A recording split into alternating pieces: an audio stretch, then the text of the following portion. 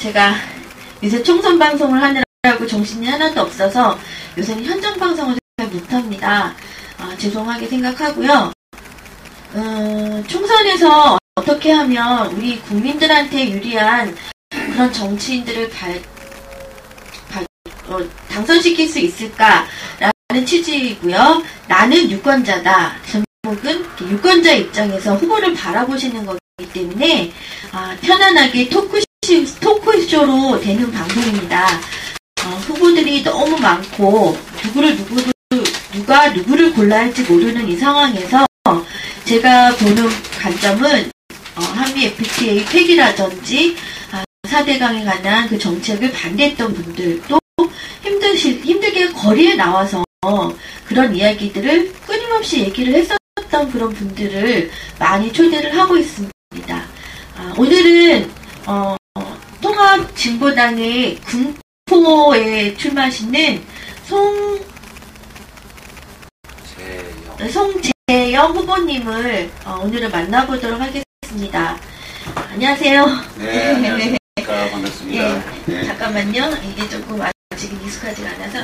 네, 반갑습니다. 제가 뭐 아주 권하는 방송도 아니고, 또 조그맣게 하는 방송이라서 좀 손이 힘드시더라도, 네. 잘 봐주시기 바랍니다. 송재영 후보님은, 제가 현장에서도 많이 뵙고, 같은 진보 대통합, 진보를 어떻게 대통합을 해서 정권 교체를 할 수 있을까라는 진보 대통합에서 같이 많이 됐던 분이세요. 네, 말씀도 되게 잘하시고, 그리고, 그게 한 곳을 이야기하시는 그런 분이십니다. 군포가 원래 고향이셨어요? 고향은 아니고요. 고향은 저기 충청도 제천인데. 충청도 제천. 저는 대학교. 네. 옛날에 저는 7구학번입니다. 7구학번이 그때는 이제 대학교 때 이제 그 독재 타도를 얘기하면서 뭐 아침에 일어나서 그 광화문으로 종로로 나가서 거리를 또 전두환 물러가라. 싸우고 뭐 이렇게 하고 4년 내내 이제 뭐 민주정부 수립, 민주정부 수립, 독재 타도. 그래서 이것을 위해서 싸우다가 또 그때 분위기는 대학을 졸업하면 학내에서는 독재 타도 싸우다가 졸업하면 이제 공장으로 현장으로. 왜냐면 대학교 졸업해도 뭐 민주화가 잘 이루어지고 실질적으로 되려면 우리 그 서민들이, 우리 국민들이 평등하게 그 먹고 사는데 지장이 없어야 되는 게 사실 민주화의 목적이잖아요. 어느 정치인만 이렇게 국회의원이 뭐 이렇게 바뀐다고 그래서 이게 우리 지금도 그렇지만 국민들이 뭐 먹고 사는 문제가 해결되는 게 아니잖아요. 네. 그때 빈부격차도 크고 있는 사람만 먹고 살고 뭐 그래서 대학교 졸업하면 공장으로 갔는데 그때 처음 갔던 곳이 이제 경기도예요. 경기도 뭐 부천서부터 안양권에 그래서 안양에 이제 공장에 들어가서 진짜 그럼 공장까지 공장에 들어가서 제가 이제 그때 노동운동을 한 거죠. 그때 노동운동 80년대 초에 노동운동은 그 빨갱이라고 그랬습니다. 빨갱이. 노동운동은 뭐 학생이 이제 위장 취업한다 그래서 전 대학교 졸업하고 공장으로 들어가서 거기서 이제 공장에 들어가서 그 노동조합도 만들고 파업도 하고 뭐 저기 그러면서 그런 일들을 하셨던 계기가 우리가 그 노동의 그 대부라고 할 수 있는 그 전태일 열사의 계기를 많이 이어서 젊은이들도 그리고 또 교수님이나 지식인층도 그때 이렇게 노동자 한 사람이 노동에 대해서 노동법을 외치고 노조에 대한 이야기를 하면서 분신을 했다. 그 굉장한 많은 각성을 받았다고 제가 얘기를 들었어요. 그러면서 이제 대학생들도 그런 의식을 깨면서 노조에 그리고 나보다 이렇게 공장에서 일하시는 분들이나 이런 분들이 그때 너무 처절했었잖아요. 먹고 사는데 지금 그나마 지금도 비정규직 문제 철폐 이러고 있지만 그 당시에는 더 힘들게 일을 하고 더 임금도 못 받고 그때는 좀 더 심했던 걸로 알고 있어서 그나마 이렇게 노동운동도 하시고 이렇게 전태일 열사처럼 열사도 계시고 이래서 이만큼까지 여기까지 왔어요. 근데 제가 오늘은 처음 듣는 이야기인데 대학교를 나와서 노동운동을 하셨다고 하면 그 당시로서는 각오를 하고 하신 거잖아요. 그러면은 그때는 뭐 독재 정권이었고 그리고 뭐 빨갱이로 몰리고 그러면 잘못하면 삼청대도 끌려갈 수 있었고 뭐 저쪽 가서 뭐 간첩으로 돼가지고 박종철 열사처럼 죽었을 수도 있고 그런 상황이었는데 그걸 어떻게 시작을 하신 거예요? 그냥 대단한 마음에서 하신 건지 아니면 그런 거죠. 이제 대학교 때 그 독재 타도 그 학생운동 했던 연장선에서 네. 그 우리 국민들이 서민들이 노동자들이 그 잘 먹고 잘 살아야 되는데 그때 지금보다도 더 열악했어요. 제가 네. 공장에 들어갔을 때 뭐 그때는 뭐 정규직이라 그래도 지금 지금 빈규 제가 들어갔을 때 80년대 초에 보면은 그 한 9시까지 일해요. 아침에 아침 그 8시에 출근해서 밤 9시 10시까지 특근자근 해도 그 한 달에 방세하고 우리 노동자들이 4명, 5명, 6명이 모여서 이렇게 조그만 그 월세방 얻어서 살거든요. 네. 그러면 거기 월세 하는 거 한 뭐 3만 원에서 5만 원 정도 그 내고 그리고 이제 한 달 그 혼자 그 겨우 이제 그 쌀값 뭐 마련해서 생활하고 그 정도 임금뿐이 안 됐어요. 그러니까 젊은 사람이 공장에 들어가서 하루에 그 한 14시간, 15시간 일해도 돈 버는 것은 월세 내고 그리고 자기 풀칠하고 뭐 이 정도 수준이었거든요. 지금 그런 상황이었기 때문에 그때 우리 이제 학생들 대학교 나온 학생들이나 학생운동하는 사람은 이 우리 노동자들의 삶을 개선시키지 않으면 이 나라는 사실 민주화도 없고 미래도 없다.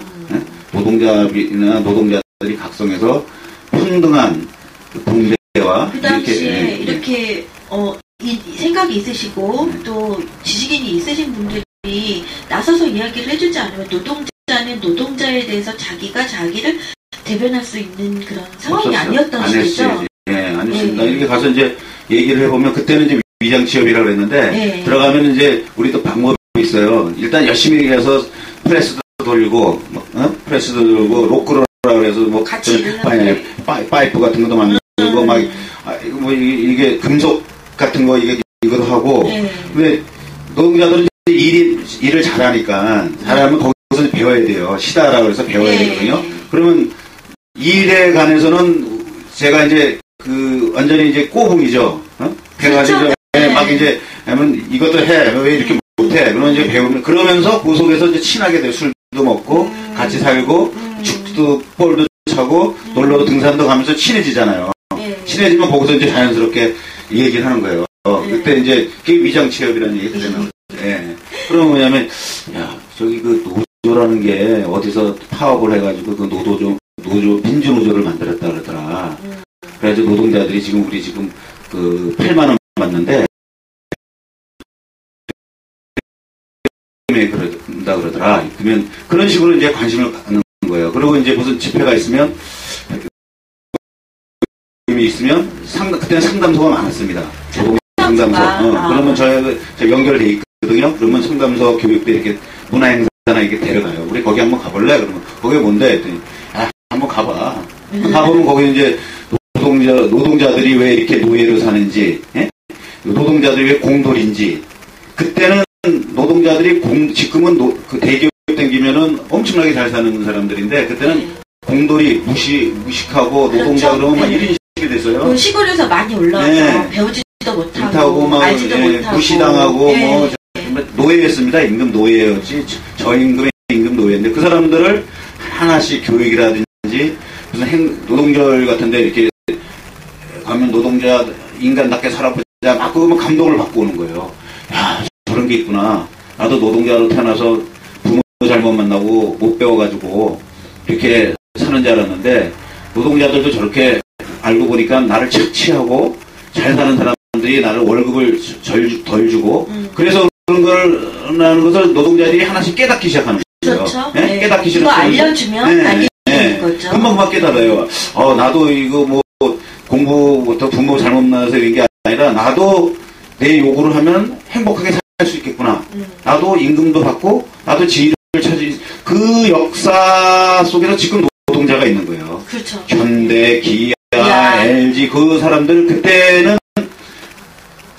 그런 걸 몰랐었어요. 그때 대기업에서도 임금이 되게 작았어요. 되게 작았는데 이런 걸 통해서 노동조합도 만들고 노동자를 지금은 그 재벌이나 기업가들이 아무리 뭐 이제 탄압한다 그래도 노동조합 대기업 노동자를 무서워하잖아요. 그때는 지금 사장이 기아도 제가 이번에 들어갔는데 기아 다 들어갑니다. 기아 다 제 그때 했던 사람들 다 위원장이고 최고참들이기 때문에 요번에 이정희 대표, 유시민 대표, 심상정 대표 다 모시고 기아 2만 명 현장 거기 전부 제가 안내하고 그 지부장서부터 다 알아요. 옛날에 20년 전에 다 이렇게 교육하고 그랬던 사람들이기 때문에 그런 것을 우리들이 학생운동 하던 사람이 현장에 들어가서 했던 거죠. 그래서 서서히 노동계 의식이 깨면서 지금 이만큼 이렇게 발전해 온 겁니다. 그리고 또 그때는 또 그런 것들이 통했잖아요. 지금은 이렇게 경제성장이 이룬 상태에서 왜 재벌들이 너네들만 잘 먹고 잘 사는 그런 구조로 가느냐 이렇게 떳떳하게 얘기를 할 수 있었지만 그때는 또 먹고 사는데 급급한 그 전쟁 이후의 상황에서 경제를 이렇게 있다고 너나 없이 이렇게 하는 상황에서 노동 문제만 얘기하면은 니네만 살려고 그래 또 이런 소리도 나왔을 것이고 또 너는 왜 이런 사람들을 갖다 열심히 만들어 뭐 이렇게 하고 그래서 그런 상황에서 또 열심히 그런 계몽 운동 그리고 이렇게 앞장서서 교육운동 그런 걸 하셨던 거네요. 잠시만 제가 얘기를 드리면 이 방은 뭐 출마의 변이나 뭐 정책을 근사하게 이야기하는 방이 아닙니다. 그런 거를 원하셨으면 저기 웅변하는 데 가셔서 선거판에 가시면 분명히 그런 얘기가 나오고요. 저희 방송은 그런 방송이 아닙니다. 정치를 함에 있어서요. 이렇게 현장에서 고생을 하셨던 분들이 저는 많은 각광을 받으시면서 서민의 운동을 하셨던 이런 분들이 말할 기회조차도 없이 뚜렷하게 초선 의원으로서 발을 디딜 수가 없는 게 우리나라 정치 현실입니다. 그래서 조그맣지만 이런 자리를 마련해서 토크를 얘기를 하고 정말 진솔한 얘기 그리고 알려지지 않았던 이런 이야기들을 들어보고자 하는 그런 방송입니다. 뭐 근사하게 정책을 발표하고 뭐 근사하게 나는 우리나라를 뭐 747공영을 해서 뭐 나라를 잘 살게 하겠습니다. 이런 방송이 아닙니다. 그런 방식으로는 이제는 정치를 이끌어 간다는 게 될 수가 없습니다. 안 그러겠어요? 이명박이라는 정부, 뉴라이트 수국골통이라는 정부가 결국은 경제를 일으키겠다고 했지만 정말 뉴타운부터 시작해서 정책마다 지금 다 완전히 어긋난 정책이라는 것이 드러났고 정말 인격적으로 제가 몇 번의 후보님들을 만나봤지만 한결같은 말씀들이 인격적으로 되지 않는 그런 후보가 정치에 들어가서 결코 무슨 일을 할 수가 없습니다. 부정부패가 만연하게 되고요. 말로는 서민을 위한다고 하지만 서민을 위하는 게 아닙니다. 그렇기 때문에 저는 그런 방송을 하는 것이 아니고요. 이렇게 진솔한 토크 형식으로 가는 그런 방송을 하겠습니다. 군포에 나오셔서 노동운동도 하시고 제가 아까 말씀드렸듯이 진보대통합 운동도 같이 하시느라고 얼굴도 많이 있으시고 한미 FTA 문제도 굉장히 강력하게 이야기를 하셨던 분이십니다. 있습니다. 성함은 송재영 후보님이십니다. 한 번 더 말씀드릴게요. 보니까 여기, 무슨 법률사무소에서도 소장님으로 근무를 하셨었네요. 전노협에도 들어가셨고, 박창수 열사시면, 안양병원에서 한진중업위원장인데, 안기부, 그때 병원에 그 교도소, 서울구치소에 있다가, 안양구치소에 있다가, 네. 아파가지고 안양교도소로, 안양병원에 갔었어요. 근데 거기서 갑자기 전노협에서 전노협대인데 전화가 딱 왔어. 아침 8시에. 네. 거기서 한진중업 노조 박창수 위원장이 타살 의혹이 떨어져 죽었다 그러더라. 안양병원에. 이유가 없었던 거죠? 아니 근데 이제 우리는 지금도 국정원이 그때 죽였다. 왜냐면 회의를 해서 당신 이제 민주노조 그만해라. 당신 뭐 아파트 주고 할 테니까 밤새도록 회의했는데 이 사람이 그걸 안 들으니까 그때 미쳤다 우리는. 그래서 자살한 것처럼 위장했다 이렇게 주장했는데 그때 이제 뭐 지금도 우리는 그렇게 생각을 하고 있어요. 규명은 안 됐지만 그래서 내려와가지고 조합에다 노동조합에다 전화를 쫙 하고 제가 이제 투쟁 조직쟁이 국장이니까 전화해서 한 100여 명 조합원들 가지고 안양병원 가가지고 네. 경찰들이 딱 있더라고요. 꽉 안양병원 다 몰아내고 그때 아마 그때 TV 이렇게 제가 나왔습니다. 맨 앞에 20년 전에 MBC에 경찰들 불러가라 살인했던 규탄한다 뭐 얘기해서 했는데 그때 그게 박창수 열사입니다. 아시는지 모르겠지만 전태일 열사 못지않게 그때 우리 민주노조 운동을 위해서 목숨을 바쳤던 열사들 중에 한 중에 박창수 열사 유명한데 안양병원에서 그때 사망하셨어요. 제가 얘기를 들어보니까 한진중공업에 지금 김진수 박창수 열사로 또 김순수 뿌리가 지금 온 거예요. 그게 없었으면 김순수가 없습니다. 지금. 그때부터 계속 열사들이 나오면서 그래서 항상 김순수 동지 얘기하면 박창수 열사를 얘기하는 거예요. 그 뿌리입니다. 그게 안양에서 시작된 거고. 안양에서 시작. 그래서 아버님도 한번 제가 인터뷰를 봤던 것 같은데 굉장히 아픔을 가지시고 그걸 많이 극복하시고 그리고 다른 자식과 같은 사람들이 아직도 이렇게 힘들게 이렇게 노동에 대한 문제를 이야기하는 거를 가슴 아파하시는 인터뷰를 제가 한진에서 좀 했었던 기억이 또 떠오릅니다. 이렇게 현장에서는 노동자가 우리나라의 거의 80% 이상이 노동자잖아요. 4,500만 중에서 한 3,900만이 거의 다 노동자죠. 재벌 빼고 일해서 월급 타는 사람들이 월급 거의 30% 빼고는 우리나라에서 대기업의 중소기업 개인 영업 개인 사업 자영업자 그분들도 다 노동자예요. 노동자 거의 80%가 노동자인데 이들을 위한 정책이 없어서 나라가 지금 이제 넘어간다, 매국노다 이야기까지 나오고 있는 상황입니다. 이렇게 노동 문제가 80%인데 그런 얘기도 들었어요. 왜 우리나라의 그 80%가 있고 민주노총이라는 거대한 조직이 있으면 나라를 뒤집어도 몇 번 뒤집었을 텐데 그걸 왜 못 뒤집었느냐. 또 이렇게 노조 운동을 하거나 노동 운동을 이야기한 사람들한테 또 이렇게 이야기를 하시는 분들이 있거든요. 또 그 상황을 얘기를 또 직접 뛰어들었던 분으로서 노동 문제를 어떻게 바라봐야 하는지. 네. 그래요. 20년 전에는 이제 아주 노동자의 임금이라든지 생활이 굉장히 열악해서 임금 노예였죠. 노예였는데 이 노동운동을 전국 노동자 협의회가 있습니다. 저희가 최초 만들었던 건데 그런 다음에 그게 이제 민주노총으로 지금 만들어졌어요. 그렇게 되면서 10대 재벌 현대자동차라든지 기아자동차라든지 LG라든지 SK라든지 이게 거대 기업들 이런데 노동조합이 만들어지면서 대기업 노동자들은 임금이 상당히 상승이 됐어요. 그렇잖아요. 네. 대기업들은 많이 정규직도 만들고 임금도 많이 어느 순간부터 네. 비정규직이랑 이렇게 네. 차이가 나면서 네. 완전 노동자를 반으로 갈라고 네. 했죠.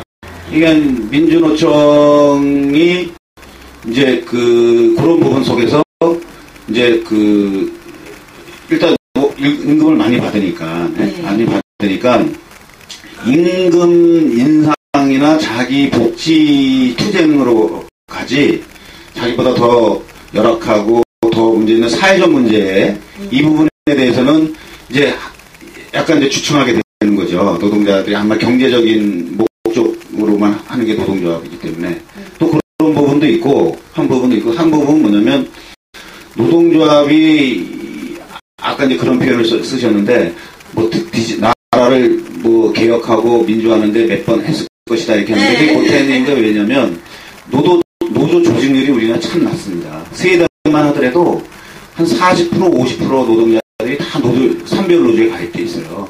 근데 우리나라는 7% 8%뿐이 안 돼요. 아, 그 정도밖에 안 돼요? 네, 7% 8%뿐이 안 돼가지고 뭐 사실 민주노총 노동자는 한 3,800만 3,900만인데 민주노총에 가입한 거는 뭐 한 70만 80만 그죠? 7, 80만 한국노총 우리나라 사람들이 근본적으로 노동의 문제에 대해서 심각하게 생각을 안 하고 산다는 그런 생각이 들어요. 근데 거기 그냥 자동적으로 이제 가입을 하고 싶어도 네. 이게 정부에서 못하게 하는 거죠. 정부에서? 그죠. 정권에서 못하게. 옛날에 독재 시절 때는 가입하면은 다 뭐 감옥에 보내고 다 그랬어요. 그 노조 해고 다 당하고 해고 당한 사람이 노조 운동하다 다 해고 당했는데 그다음에 이제 민주화 지금도 그렇죠. 김대중 노무현 정권이 되면서 그거는 중요해 민주노총도 합법화 정규조도 그때 합법화가 됐어요. 합법화 됐지만 문제는 뭐냐면 노조 활동이 산별로 소외대나 소구처럼 산별이라는 전국조직으로 가는 것에 대해서 아직도 인정을 그때도 안 해줬었고 또 노조 하면은 그때 같이 이렇게 옛날처럼 막 독재 시절 같이 막 감옥에 보내고 막 뭐 이러진 않았지만은 그래도 노조 하면은 그때 많이 들었잖아요. 노조 하면 아직도 이렇게 제약이 들어오고 노동부나 정부에서 이게 감시가 들어오고 활동을 억제하는 그러다 보니까는 한쪽에서는 임금이 올라가고 그런 상태에서 노조 하면은 뭐 해고될 것 같고 그러니까 조직률이 안 늘어나는 거죠. 그런 상황 속에서 지금 사실 우리나라가 뭐 노동자가 많다 그러고 민주노총이 상당히 힘이 세다 그러지만 조직률이 작기 때문에 정권에서 어느 정권에서 노조가 확장되는 것을 원하지 않고 현상이 지금 일어나는 겁니다. 네. 이렇게 말씀을 들어보면 예나 지금이나 뭐 노조 활동을 하면 뭐 민주노조 사수 이런 것도 제가 현장에서 많이 봤고 그리고 제가 아픈 그런 현장에서 그 겨울에 또는 이렇게 막 땀 찔찔 흘려야 되는 여름에 그것도 이제 막 모든 걸 다 시간을 거기 자기의 몸과 마음을 다 거기 바쳐서 그걸 어떻게 민주적인 걸 지키고자 하는 그런 모습들이 우리는 아직도 멀었구나. 그리고 제가 눈물 흘렸던 적이 몇 번 있었어요. 특히 겨울에 천막도 못 치게 하고 뭐 이렇게 뭐 떼려고 하면 그것도 불법이다 그러고 지금도 보세요. 쌍용자동차 거기 노조 다 탄압 들어오죠. 지금도 전국적으로 지금 뭐 노동조합 활동을 좀 이렇게 제대로 좀 하려고 그러면 노무 관리가 엄청나게 셉니다. 노무 관리 회유도 하고 또 압박도 하고 얘네들 이렇게 하면 타임오프 이거 상근자 다 빼버려. 상근자 다 위협. 네. 상근자가 지금 없어요. 그런 식으로 탄압을 하는 거야. 그리고 이렇게 하면 고용 늘리지 않을래? 그러니까는 회사에서 그런 식이 있으니까 좀 이게 힘있게 좀 하려고 그러면은 탄압을 받잖아요. 그러니까 이제 위축을 받는 거예요. 저희가 어저께도 군포에 캐페코에 있는데 캐페코가 굉장히 엔진의 중요한 부분을 현대자동차, 기아 자동차 중요한 부분이에요. 보시, 독일의 보시하고 같이 하는 데인데 그런 조합도 역사가 20년 저하고 처음부터 이렇게 했는데 거기도 위협을 당하고 있어요. 그럴 정도로 기아도 마찬가지고 현대자동차도 마찬가지입니다. 거기 뭐 말이 민주주의나 빵빵한 것처럼 노조가 그러지만 파업을 제대로 못하잖아요. 노동조합이 파업을 못하는 것은 뭐하고 가냐면 다른 소리를 못 내는 거죠? 네, 그게 뭐냐면 여성이 자기의 여성다움을 가지고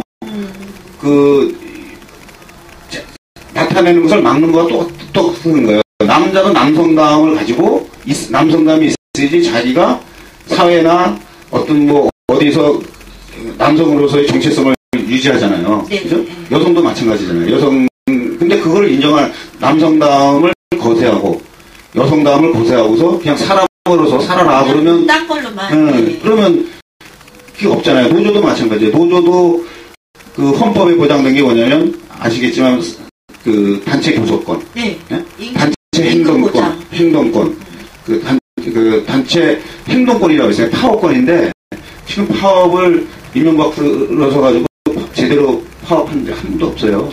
예? 정말 여기 다 해고당하니까 파업은 못하죠. 아프리카 현장 방송을 보셨던 분들은 정말 잘 아시고 현장을 보셨기 때문에 정말 잘 아실 수 있을 것인데 현장 방송을 이제 뭐 아프리카 방송도 뭐 다른 방송 보다가 어쩌다 오셨다 분들은 잘 모르실 수도 있어요.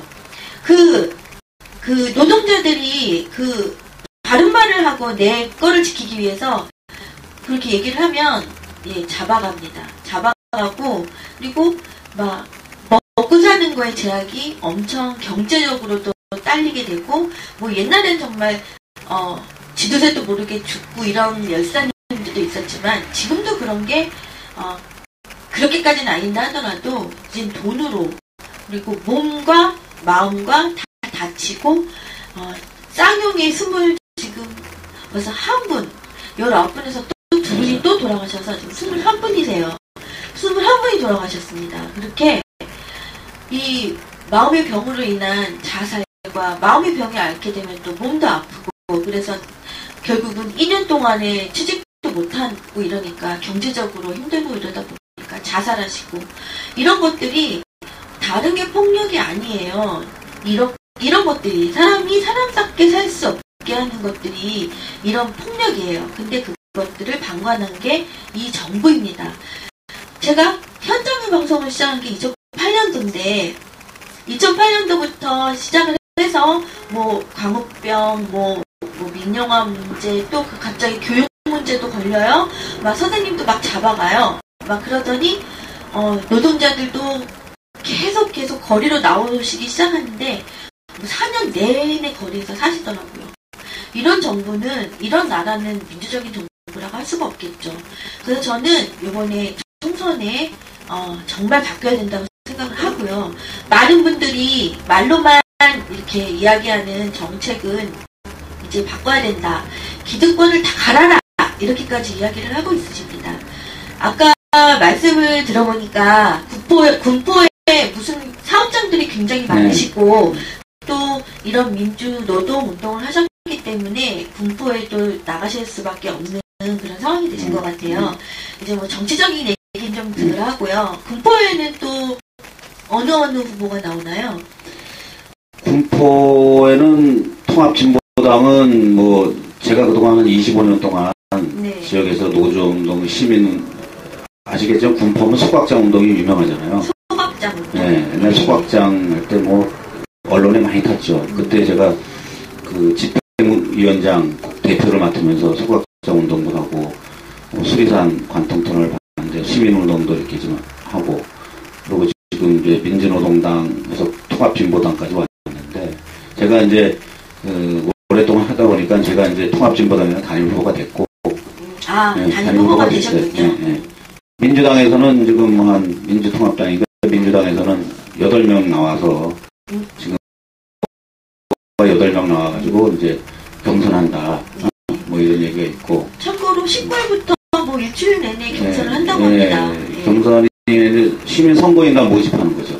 8일 동안 다음에 그 다음에 이제. 근데 제가 통합진보당의 경선을 과정을 보면 조용하고 신속하게 하는 걸 느꼈거든요. 왜 그러냐면 지금 그 당원 이런 생각이 더 중요해서 이 사람이 적합하지 않으면 단일 후보가 될 수 없다 그러고 그래서 50% 이상의 지지를 못 받으면 또 공천을 당에서 주고 싶어도 안 된다고 얘기를 하더라고요. 근데 민주통합당은 국민경선이래요. 모바일 투표에서 엄청난 이슈를 얻어서 그랬는지 모르지만 지금 또 도로민주당이 됐다고 막 비판을 하고 있는 이 와중에 제가 일주일 동안 막 그 모바일 투표가 아니라 국민경선 지금 빨리빨리 지금 단일화도 해야 되고 후보가 8명 민주통합당은 8명이 난립해 있고 이러면 어떻게 빨리 지금 운동을 해야 되고 단일화를 해야 되는데 저는 막 그렇게 생각이 들었는데 지금 너무 확연하게 좀 경선의 차이도 있고요.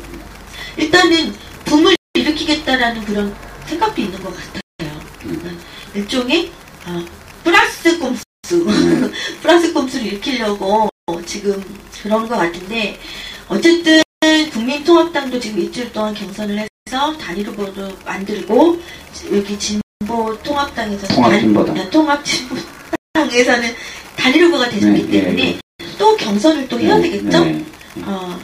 그럼 그쪽에서는 뭐 어떤 분이 되리라는 그런 거기는 뭐 생각이, 원래 그 김부겸 의원이 원래 군포에 있었어요. 그때 대구로 내려가셨잖아요. 대구로 이제 그 지역 감정 타파를 위한 최선도 쓰겠다. 기득권을 포기하면서 그래서 대구로 가서 또 그 기회로 해서 최고위원까지 되고.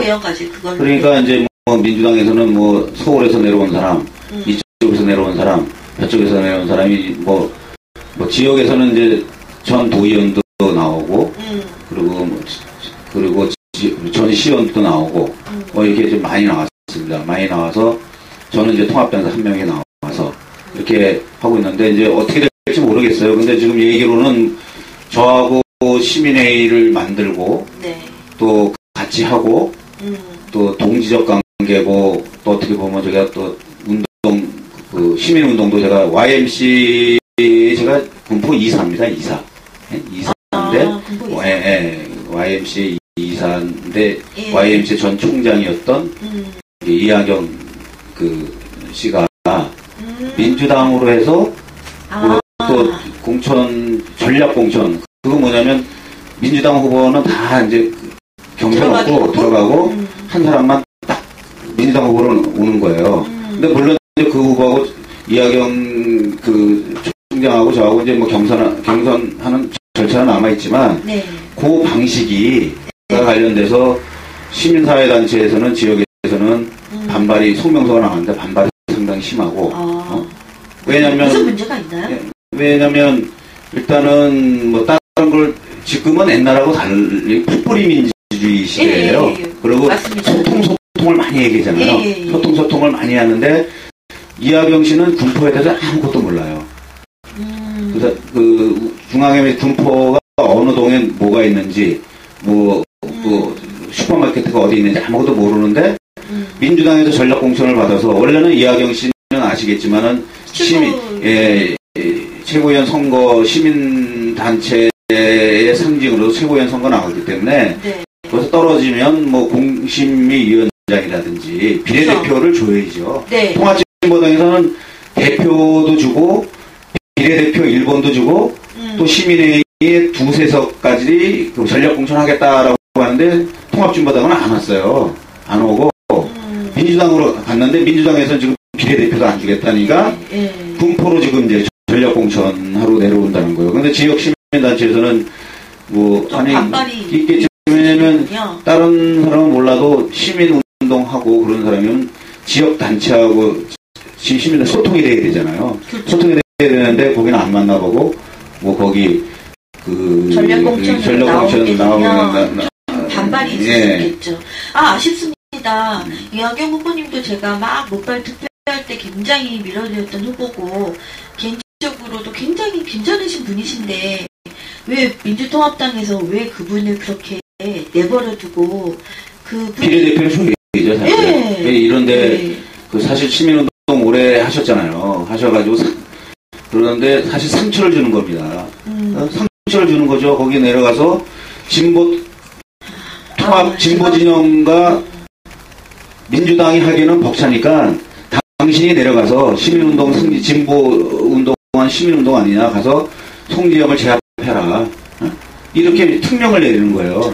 예. 그러면 하고 저는 동지인데, 그렇죠. 모르는데 다 진보 잘 아시잖아요. 이낙연 대표하고 2년 동안 밤새면서 얘기하면서 대표님 이렇게 가야 됩니다. 제가 운영위원 맡고 경기도 그 다 조직해가지고 그 집회도 하고 이랬는데 아무 소리도 없이 갑자기 그 송지영 지역구에 민주당으로 내려온다는 것에 대해서 개인적으로는 저는 좀 이해가 안 가고 도덕적으로는 도의적으로 있을 수 없습니다. 그게 그런가 봐요. 당이 껴버리니까. 그러니까 민주당에서 이제 푸대접 받으니까. 민주당에서 잘못한 거예요. 네. 왜 여기다가 왜 이분을 거기다 넣는 게 아니죠. 그죠. 이거는 조금 고사를 해주시고 현명하게 해주셔야지 이런 거는. 근데 또 민주당에서는 또 그런 관계를 따지는 게 아니고 뭐 이렇게 해라 저렇게 해라 뭐 하면은 제가 보기엔 이낙연 후보도 많은 고심을 하시고 뭐라 그래야 되나 그렇게 하라는 대로 하시는 분은 아니실 것 같아서 현명하게 또 대처를 하지 않으실까. 현명하게 대처를 하지 않으면 네. 저는 뭐 정치적인 걸 떠나서 개인적으로는 제가 지역에서 아까도 노동운동하고 시민운동하고 막 이렇게 하는데 정말 울음이 나와요. 아니 아시겠지만 이낙연 대표하고는 2년 동안 진보 시민회의 만들어가지고 우리가 그 진보 대통합을 잘하자.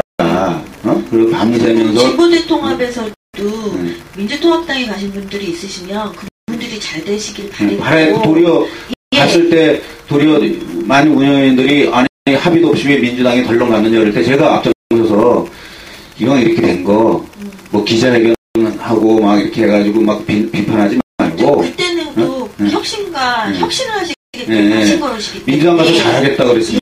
저도 봐서도 민주당 가서 잘하겠다 죄송합니다 그랬어요. 그래서 민주당 가서 우리 통합진보당과 잘 할 수 있도록 하고 안에서 역할을 좀 현명한 개혁적 역할을 그렇게 해주십시오. 하시려고 들어가신 것이고요.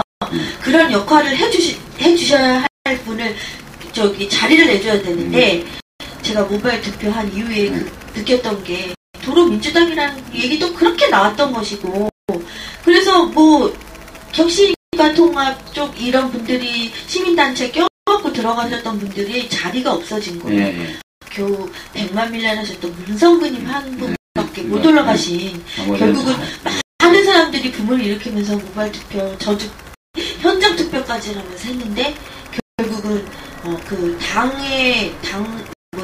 대의원의 표들이 훨씬 더 많은 위력을 발휘했잖아요. 그래서 좀 되게 아쉽고 그리고 뭐 어떻게 보면 이게 정치적인 게 이런 거구나.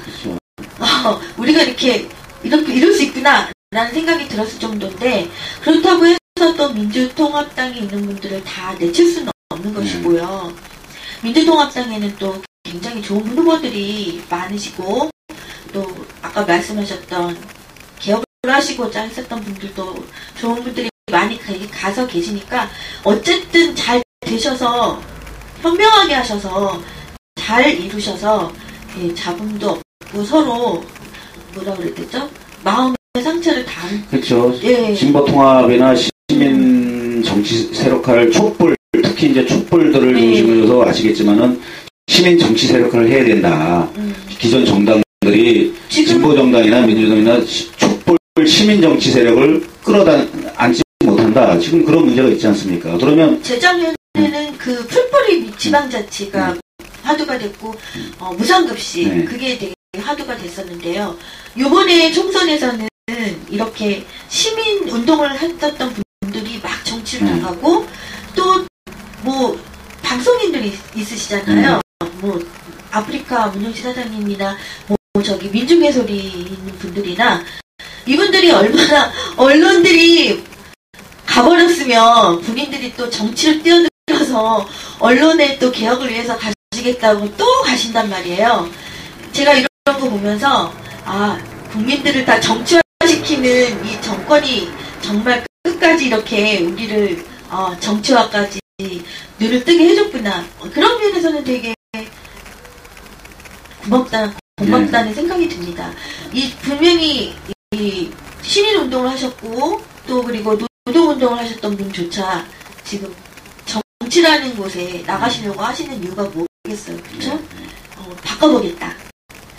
그 정치에 하신 일문 정치에 나가셔서 되시면 또 무슨 정치를 이루시려고 하시나요?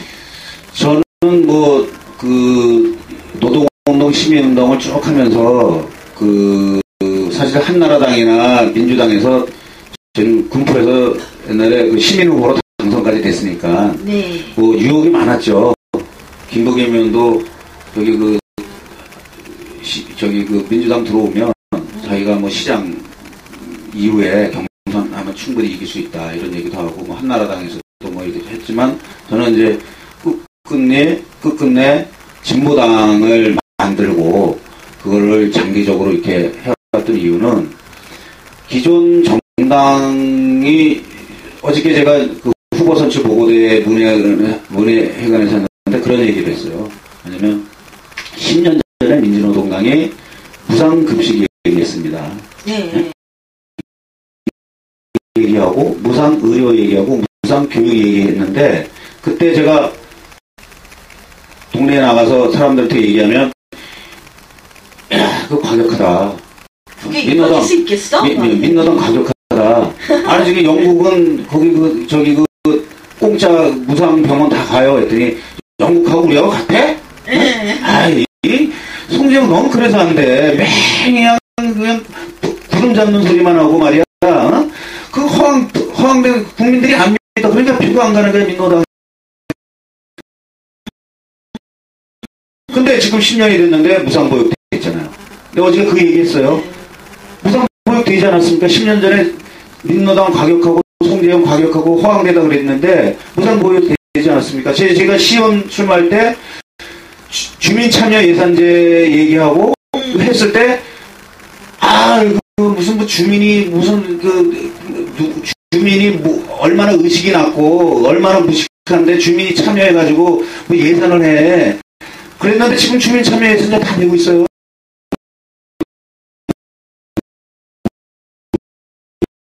얘기하고 있습니다. 네. 5세까지 몇 세까지 다 민주당부터 이제 전진적으로 나와요. 지금 무상보육 될 판이에요. 지금 다 지원해주고 무상보육 됐죠? 무상급식 됐죠? 지금 개혁한다고 하잖아요. 무상급식 됐죠? 그 다음에 이제 뭐가 나는 무상교육. 무상교육도 중학교까지는 돼 있는데 고등학교 됩니다. 한 달에 1년에 한 3,400만 원 고등학교도 무상보육 되고 반값 아파트 무상까지는 안 되지만 반값 아파트 지금 민주당도 나오고 한나라당도 정약 나오잖아요. 그죠? 반값 아파트 나오고 곧 이게 대학교 등록금 떨어지고 무상으로 가는 진보 그 길에 있는 거예요. 네. 길에 있는데 거기가 처음에는 복지라는 그런 게 먹고 못 사는 사람들만이 어떻게 하는 그런 복지로 가다가 이제 점점 우리들하고 점점 가까운 그러는데 가까운 복지로 가고 있는 그런 길목이죠. 네. 근데 제가 어저께 말씀드리고 싶은 거는 이제는 10년 전에 과격하고 비현실적으로 외쳤던 무상보육 됐고 무상 보육 급식 됐고 무상 보육 됐고 무상 교육도 거의 이루어지고 이제 무상 교육도 진척되고 있고 마지막 나온 게 무상 의료인데 네? 무상 의료 우리 많이 얘기했습니다. 무상 의료인데 무상 의료도 가능하다. 가능합니다. 그거는. 네? 좀 힘드실 것 같아요. 이렇게 잡으시고 편안하게. 그리고 지금 죄송한데요. 막 글이 올라오는데요. 질문은 이따 받겠습니다. 무슨 말씀을 굉장히 많이 해주고 싶으시고 노동 문제라고 보니까 글들이 막 올라오는데요. 한 몇 개만 읽어드리고 이야기를 이어나가겠습니다.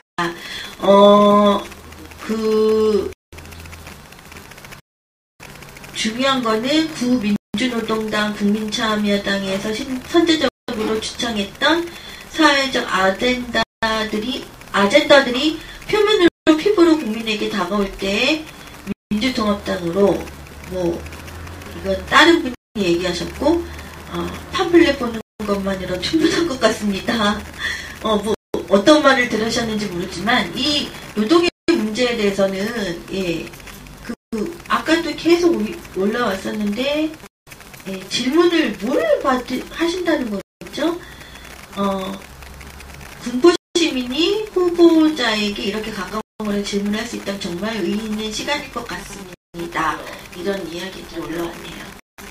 질문 없으니까? 질문은요, 지금 토크 시간이라서 이렇게 토크를 하다가 막 질문 나온다고 막 얘기를 하고 그럴 수 있는 시간이 아니시니까 정말 궁금한 게 있으면 제가 나중에 이렇게 물어보시고 답변을 드리도록 하겠습니다. 질문도 뭐 궁금하신 거 있으시라도 좀 참아 주십시오. 질문하게 하는 게 안 좋아요? 아니 질문은 참으면 안 될 것 같은데? 아니 근데 우리 이제 그거는 맞는 말인데요. 나중에? 일단 나중에 이후에 다 모아서 얘기를 하도록 하겠습니다. 맥이 끊어지잖아요. 지금도 맥이 딱 끊어졌어요. 저도 그것만 잠깐 붙여보면 이제 무상의료만 남았잖아요. 과격하다고 근데 무상의료도 국민 건강보험해가지고 많이 됐어요. 많이 됐고 우리는 암만 아주 돈 많이 드는 무슨 심각한 질환 같은 거 병이 있어도 100만 원 이하, 연 100만 원 이하. 요새 어르신들 우리 어머니 아버님도 병 나오고 그러면은 저도 엊그저께 얘기 들었지만 3천만 원 들었대요. 30일 동안 있었는데 뇌경색으로 병원에 들었는데 3천만 원 들었다. 검사하는 더 많이 드는 거죠. 어르신들 어머니 갑자기 이제 나이 들고 쓰러지잖아요. 그리고 질환이 있으면 병원에 한 두세 달 하면은 3천만 원, 4천만 원 드는데 그런 것을 어르신들 나이 들면 다 병에 걸리고 갑자기 쓰러질 수도 있고 질환이 걸리면 그걸 국가에서 건강보험을 해줘야 되는데 안 해주잖아요. 저는 그게 된다고 생각하는 거예요. 그게 국민들이 사는 거죠. 그게 되고 그러면서 무상의료도 미국처럼 공공의료원, 공공병원, 영국 같은 데 이렇게 가면은 돈 없고 어느 수준 이하인 사람들은 그냥 가면은 국가에서 의사들이 공무원이에요. 거기는 의사들이 공무원입니다. 공무원들이 공무원으로 되면은 좀 어느 정도 받는 데에서 본인이 서비스를 그냥 우리 의사 그러면은 여기서 뭐 최고의 그냥 직업 마치 이런 게 아니라 학교 선생님 같이 의사를 이렇게 키워요. 의사. 그래서 무슨 말씀인지 그래서 의료를 통해서 장사를 해먹고 돈을 벌어먹는 의사 개념이 그게 아니라 교육하고 똑같다. 의료도 의사들은 병이 나고 아프고 이러기 때문에 국가가 공공적으로 건강과 이 병을 관리해주고 이게 국가의 의무잖아요. 교육하고 똑같은 거예요. 근데 의료가 장사하는 사람 같이 됐어. 그렇잖아요. 우리나라에서는 의사, 판사, 검사, 뭐 변호사 되면 완전히 뭐죠? 뭐 꿈의 직업이 돼서 돈 많이 벌고 특히 치과, 요새는 성형외과 그게 잘못된 되게 겁니다. 많이 벌거든요. 정치를 잘못하고 이게 잘못됐는데 의료는 교육 교사처럼 공공 의료가 돼야 되는 거예요. 그래서 병원도 공공병원을 크게 져가지고 거기 가서 하면은 아주 저렴하게 마치 무상급식처럼 무상의료를 받고 돈 많은 사람이야 뭐 자기가 민간병원에 가서 자기 돈 들고 하겠다면 그냥 하라 그러고 돈 없는 사람이 있지 않습니까? 가난하고 서민들 같은 경우는 국가의료원에 가면은 싸게 이렇게 무료로 이렇게 해주고 그런 체계가 저는 마치 10년 전에 무상급식, 무상보육 하면 뜬구름 같은 소리였다고 생각이 사실이 아니었듯이 무상의료, 공공병원, 국가가 책임지는 공공의료원 이런 것이 저는 앞으로 10년 안에 10년 안에 대한민국에도 온다. 그 다른 나라 서구는 다 그렇게 돼 있어요. 온다. 그거 말씀을 드리고 싶어요. 과격하지 않았다. 그걸 아까 얘기했지만 정책에서 뭐 할 거냐 할 때 그런 부분을 비정규직을 철폐 참여정부 시절 때 민노당이 비정규직 철폐법 얘기했더니 난리 쳤었어요. 기억나세요? 그때는 민주당이 비정규직 철폐가 말이 되느냐, 비현실적이다. 그러니까 2년 동안 하고 뭐 어떻게 해서 그때 민주당하고 민노당하고 엄청나게 싸웠습니다. 그때 싸웠는데 지금 보세요. 민주당이 뭐 접근하면 70% 뭐 감축하고 뭐 한나라당도 이게 나오고 월급을 동일 노동 동일해주겠다고 얼마 안 됐잖아요. 그렇죠? 그렇게 되잖아요. 그런 부분을 저는 민노당이나 이 강력한 진보정당이 있었기 때문에 만약에 우리를 따라 안 하면은 표가 우리가 다 몰리게 생겼으니까 민주당도 벤치마킹하는 거고 한나라당도 벤치마킹을 하는 거예요.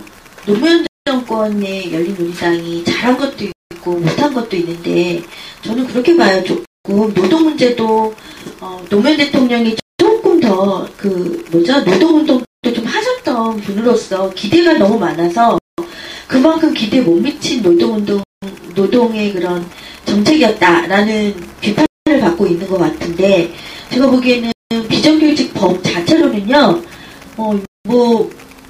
기업들이 정규직을 못 쓰는 거를 방지하고자 단기간에 사람들 쓸 수 있게끔 하는 제도였어요. 근데 갑자기 그것들이 저기 법이 생기고 나더니 그 재벌이나 이런 그 회사에서는 뭐 6개월이 아니라 다 뭐 1년 아래로 그냥 계속 재계약을 하면서 비정규직을 화를 시켜버리는 거예요. 점점 정규직을 줄이면서 비정규직을 양산을 해버리는 이상한 그 법을 악용하고 오용하는 그런 걸로 돼버려서 이제 저희가 비정규직 철폐 그리고 비정규직 법을 만든 노무현 대통령 뭐 어쩌고저쩌고 이러는 거가 있는데 지금 법이 나쁜 건 아닌 것 같고 좋은 법을 갖다가 이렇게 악용하는 이 사람들 그리고 또 법을 갖다가 이용하는 이 사람들에 대한 처벌도 좀 있어야 될 것 같아요. 그러니까 그게 뭐냐면 그 비정규직을 이제 해소하는 법을 만들어야 되는데 그 법을 만들 때 단순히 뭐 2년 하고 뭐 이렇게 만드는 것 자체가 그렇게 악용하고 오용할 수 있는 근거가 되는 거예요. 일일이 기업가나 다 만드는 것 자체가 그렇죠. 그러니까 그런 것을 그때 우리 얘기한 사유 제한을 특수직 비정규직이 꼭 필요한 데 있어요. 무슨 뭐 경비한다든지 감시한다든지 이런 데는 비정규직이 있을 수 있어요. 자기가 꼭 비정규직도 원하는 파트타임 원하는 데 있어요. 그런데 제한을 특수직 아주 필요한 그 비정규직 외에는 비정규직을 못한다. 이렇게 해놔야 되는 거예요. 단서주와 그런 거. 요거 외에는 못한다. 그러고 이거 할 때는 뭐 벌금이 들어가든지 형사처벌하면 이렇게 들어가고. 근데 이제 중소기업 같은 경우에 정규직화 할 때 월급 같은 게 올라갈 수 있잖아요. 그럴 때는 이것을 국가에서 지원을 해줘서 중소기업도 정규직 할 때 재정 부담이 많이 가지 않도록. 근데 그것이 충분히 가능한데. 얘기 들어보니까 또 그런 방법도 있네요. 아니 왜냐하면 지금 요새 이제 재벌세도 얘기하고 뭐 사회연대세도 얘기하고 우리가 이제 부유세도 많이 얘기하는데 스웨덴 같은 데서는 사회연대기금을 재벌들한테 걷어요. 재벌들을 낸다고요. 왜냐하면 그 돈을 가지고 비정규직, 정규직 중소기업에 지원을 해줘요. 왜냐하면 그 재벌들이 국가 정책에 의해서 수출 주도적으로 되면서 이익을 많이 나는 거기 때문에 이익을 많이 나는 그것을 다시 환원을 해야죠. 그거는 개인적으로 뭐 도덕성이 있어서 환원하는 게 아니라 국가 정책으로서 수출을 중심으로 가야지. 만약에 그 국가가 경쟁력이 강화되기 때문에 수출 중심으로 달러도 해주고 정책을 해준다면 거기서 이익이 많이 나오면 당연히 내려와야죠. 그거는 국가 세금을 내야 되죠. 그걸 못해서 지금 그 세금을 가지고 정규직을 비정규직을 정규직 할 때 중소기업에 부담이 되면 지원을 해주면 됩니다. 그래서 지금 이제 판단해 보니까 민주당이나 한나라당도 깨달은 거야. 비정규직을 정규직 하는데 가능하다 이렇게 판단이 되는 거예요. 판단합니다. 마치 무상급식하면 난리 나지 않아요? 말 난리 난다고. 돈이 어딨어? 난리 나는데 아니 건설 도로하고 건설하고 뭐 부시고 터널 뚫는 거 안 뚫으면 되는 거 아니에요? 건설 예산 안 들어가면 되는 거 아니에요? 그러니까 쓸데없는데 돈을 안 쓰고 그리고 지금 미국으로부터 22조 원의 무기 구입합니다. 그거 아세요? 네? 이명박 정부가 왜 미국 오바마 정부하고 이렇게 되겠어요? 그게 뭐냐면 22조 원을 22조면요 8조면은 무상 등록금입니다. 8조만 있어도 거기다 8조 있으면 무상 의료 22조면 무상 의료 무상 교육 다 되는 거예요. 무기 구입 안 하고요. 무슨 최소한으로만 하고 그래서 그 얘기하는 거예요. 그래서 북한과 남쪽이 평화 체결 중국, 미국, 소련, 일본 한부 모여가지고 육자회담에서 거기서 우리는 앞으로 침략도 하지 않고 평화 체결을 한반도로 한다 해가지고 4개국이 도장을 유엔에서 꽝 또 찍으면 무기 살 필요 없잖아요. 네. 네? 평화적으로 이렇게 4개국이 합의하면 육자회담에서 지금은 737 공약이나 이런 그 평화 체약 조약을 했었던 것조차도 지금 이행이 안 되고 있는 상황에서 그렇지 그것까지 지금 할 정부가 아니라서. 네, 그렇죠. 그래서 제가 얘기한 게 정권이 바뀌고 그 한반도의 전쟁이 세계 열강에서 유엔에서 도장이 팍 찍혀져서 더 이상 여기서는 무기로 경쟁하는 한반도에서는 불가능하다. 저기 스위스라든지 유럽에서 그러잖아요. 그렇게 되면 22조 원이나 들여서 미국으로부터 무기 구입할 필요가 없기 때문에 우리 국민들의 무상 의료, 무상 교육, 복지 22조면 다 되는 거예요. 세금 들이지 않고. 지금 그 길이 널려져 있습니다. 지금. 우리 통합진보당은 그 얘기를 하는 거예요. 그래서 평화통일과 한반도 평화와 복지는 연관되는 거다. 이거는. 저 통일의 문제랑 복지는 연관되는 거예요. 그러면 22조 쓰지 않죠? 그리고 지금 요번에도 제가 이제 국회에서 보니까는 그 민주당하고 한나라당이 국토해양부에서 증액을 이명박 정부가 개발 정권이라 하지만 그거보다 4조 원이나 더 증액을 시켰어요. 4조 원이나. 그러니까 이미 있었던 그거보다 훨씬 더 증액을 많이 시켜서 지역으로 뭐 길 닦는 예산, 토건 예산을 막 가져갔어요. 그럼 4조 원만 해도 반값 아파트거든요. 그러니까 이명박 정부가 지금 토건 예산에 쓰는 거 한 10조 원 정도 절약시키고 건설, 토건, 재벌들이 다 요번에 4대강이 22조입니다. 네, 그걸만 많이 했어요. 네, 22조죠. 1년에 보통 뭐 한 7, 8조씩 가져갔다는데 그거 절약시키죠. 최소한으로. 그리고 증액, 토건 예산 증액시키는 거 하면 10조 정도 되죠. 무기 구입하는 거 우리가 평화체계하면 22조, 보통 3, 40조.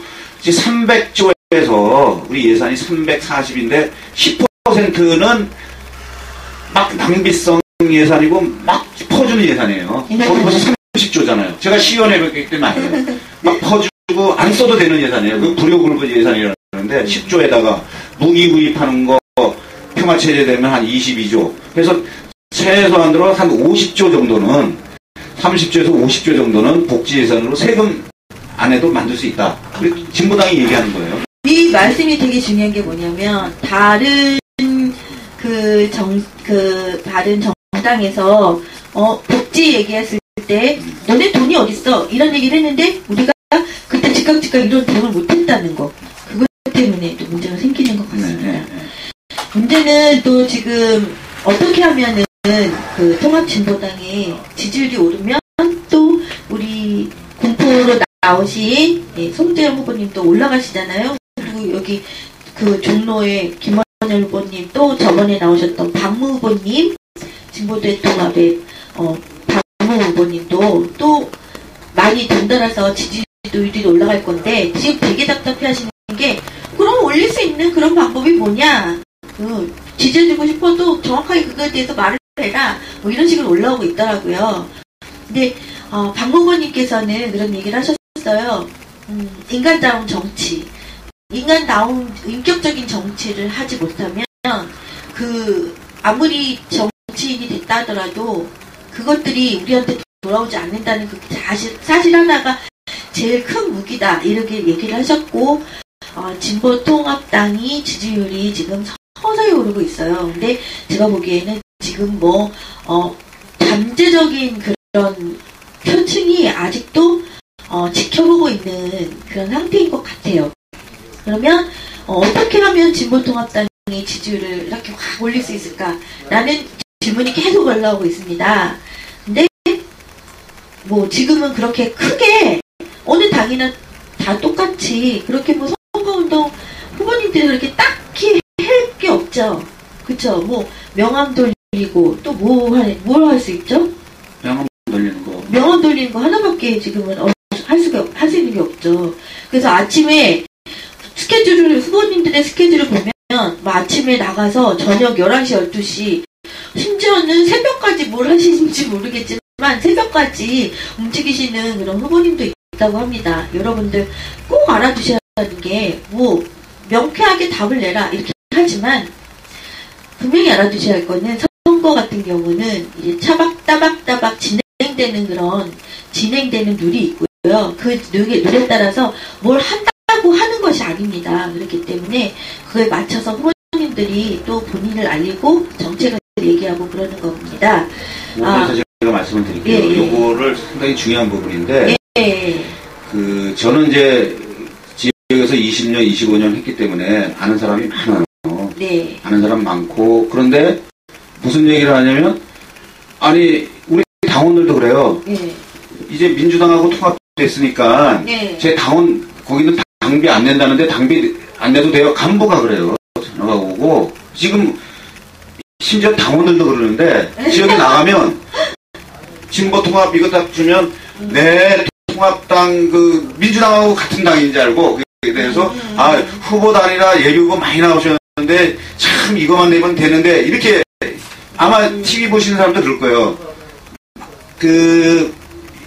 젊은 사람들, 20대, 30대, 40대에서 젊은 사람들이 이번에 한겨레 신문에 보니까는 새누리당보다 지지율이 17% 나왔어요.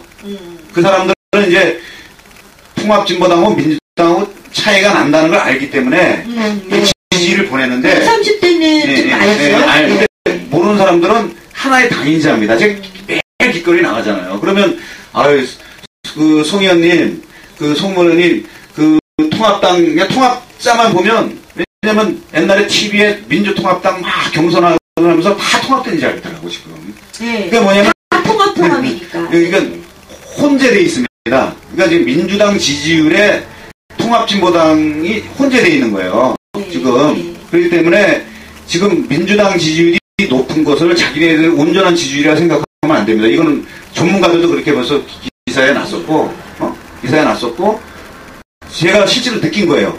아마 그렇게 생각하시는 분들 많을 거예요. 통합진보당이 민주통합당하고 같은 당인지 알고 있기 때문에 굉장히 혼재되어 있기 때문에 그리고 일단은 제가 계속 얘기를 했었지만 언론에 노출되는 그 횟수가 민주통합당보다는 진보통합당이 못해요. 그러니까 이제 많은 언론들이 홍보를 안 해요. 무슨 일이 있어도 홍보를 하지를 않아요. 그것도 굉장히 중요한 문제인 것 같고. 그러니까 민주통합당이로 홍보가 더 안 되니까 TV에 나오는 게 새누리당하고 민주통합당이 없으니까 이쪽을 저도 지금 민주당 통합당을 안다니까요. 제가 25년 한 사람들도 주민들이 그러니까 통합이 있으니까 통합당이시죠. 거기서 한나라당은 걱정하지 마시고요. 여기서 단일화가 중요합니다. 그러면 저는 이 얘기를 안 하고 단일 후보를 뽑아주십시오. 그럼 됩니다. 그럼 뽑아주시죠. 송이 안 되겠습니까? 누가 오더라도 이하경 낚아서 놔도 이길 수 있습니다. 그러는 거예요. 조직이 하나도 없고 저는 캐피코 기아만 해도 수천 명이 거기 생협 이게 됐는데 그러니까 요 민주당한테 제가 얘기하는 게 뭐냐면 착시 현상이다. 지금 통합당과 진보당과 민주통합당이 하나의 당으로 알기 때문에 이것이 민주당 먼저 새누리당 1번 2번 민주통합당 할 때 그래서 그냥 2번 찍는 거지 3번 저기 뭐죠? 이해창 선진당 4번 이렇게 내니까 2번 찍고 말거든요 사람이. 그러니까 지지율이 많이 나오는 거지. 만약에 선거연대 안 되고 이게 우리가 이제 정당 명부 많이 해야 되기 때문에 민주당이 도로 민주당 됐다 막 까기 시작하면 쭉 빠집니다. 빠지고 정권 교체 총선 이기기 힘들어요. 그걸 정확히 아셔야 돼요. 지금 저기 한겨레 나왔지만은 새누리당보다 통합진보당이 17% 더 많이 나왔다는 얘기, 이걸 심각히 받아들여야 됩니다. 참고로 제가 아까 저기 종로 단일 후보니 저기 그 김원일 후보님이 길거리 나가셔서 명함을 주시는데, 예, 같은 또 그 후보였던 한나라당 여자 후보가 있는데 진짜 보니까 안 받고 그냥 가더라고요. 뿌리치고 가더라고요. 민심은 그렇게 표현이 되고 있는데 지금 야권에서 어떻게 연대를 하고 어떻게 하나가 되느냐, 이게 제일 중요한 문제라서 그 문제를 풀지 않으면 예, 후보님 말씀대로 우리가 총선에 승리를 할 수 없으니까 그것이 제일 문제다. 여러분들도 그런 소리를 많이 내주셔야 돼요. 야권 단일화 해라. 야권 단일화를 해야만 우리가 표를 찍어줄 수 있다. 이런 이야기를 하셔야 됩니다. 그 질문을 많이 계속 올라와서 지금 얘기 들어보니까 녹슬은 해방님이 그 군포시에 사시는 분이신가 봐요. 그래서 질문 있으시면 얘기하세요. 예.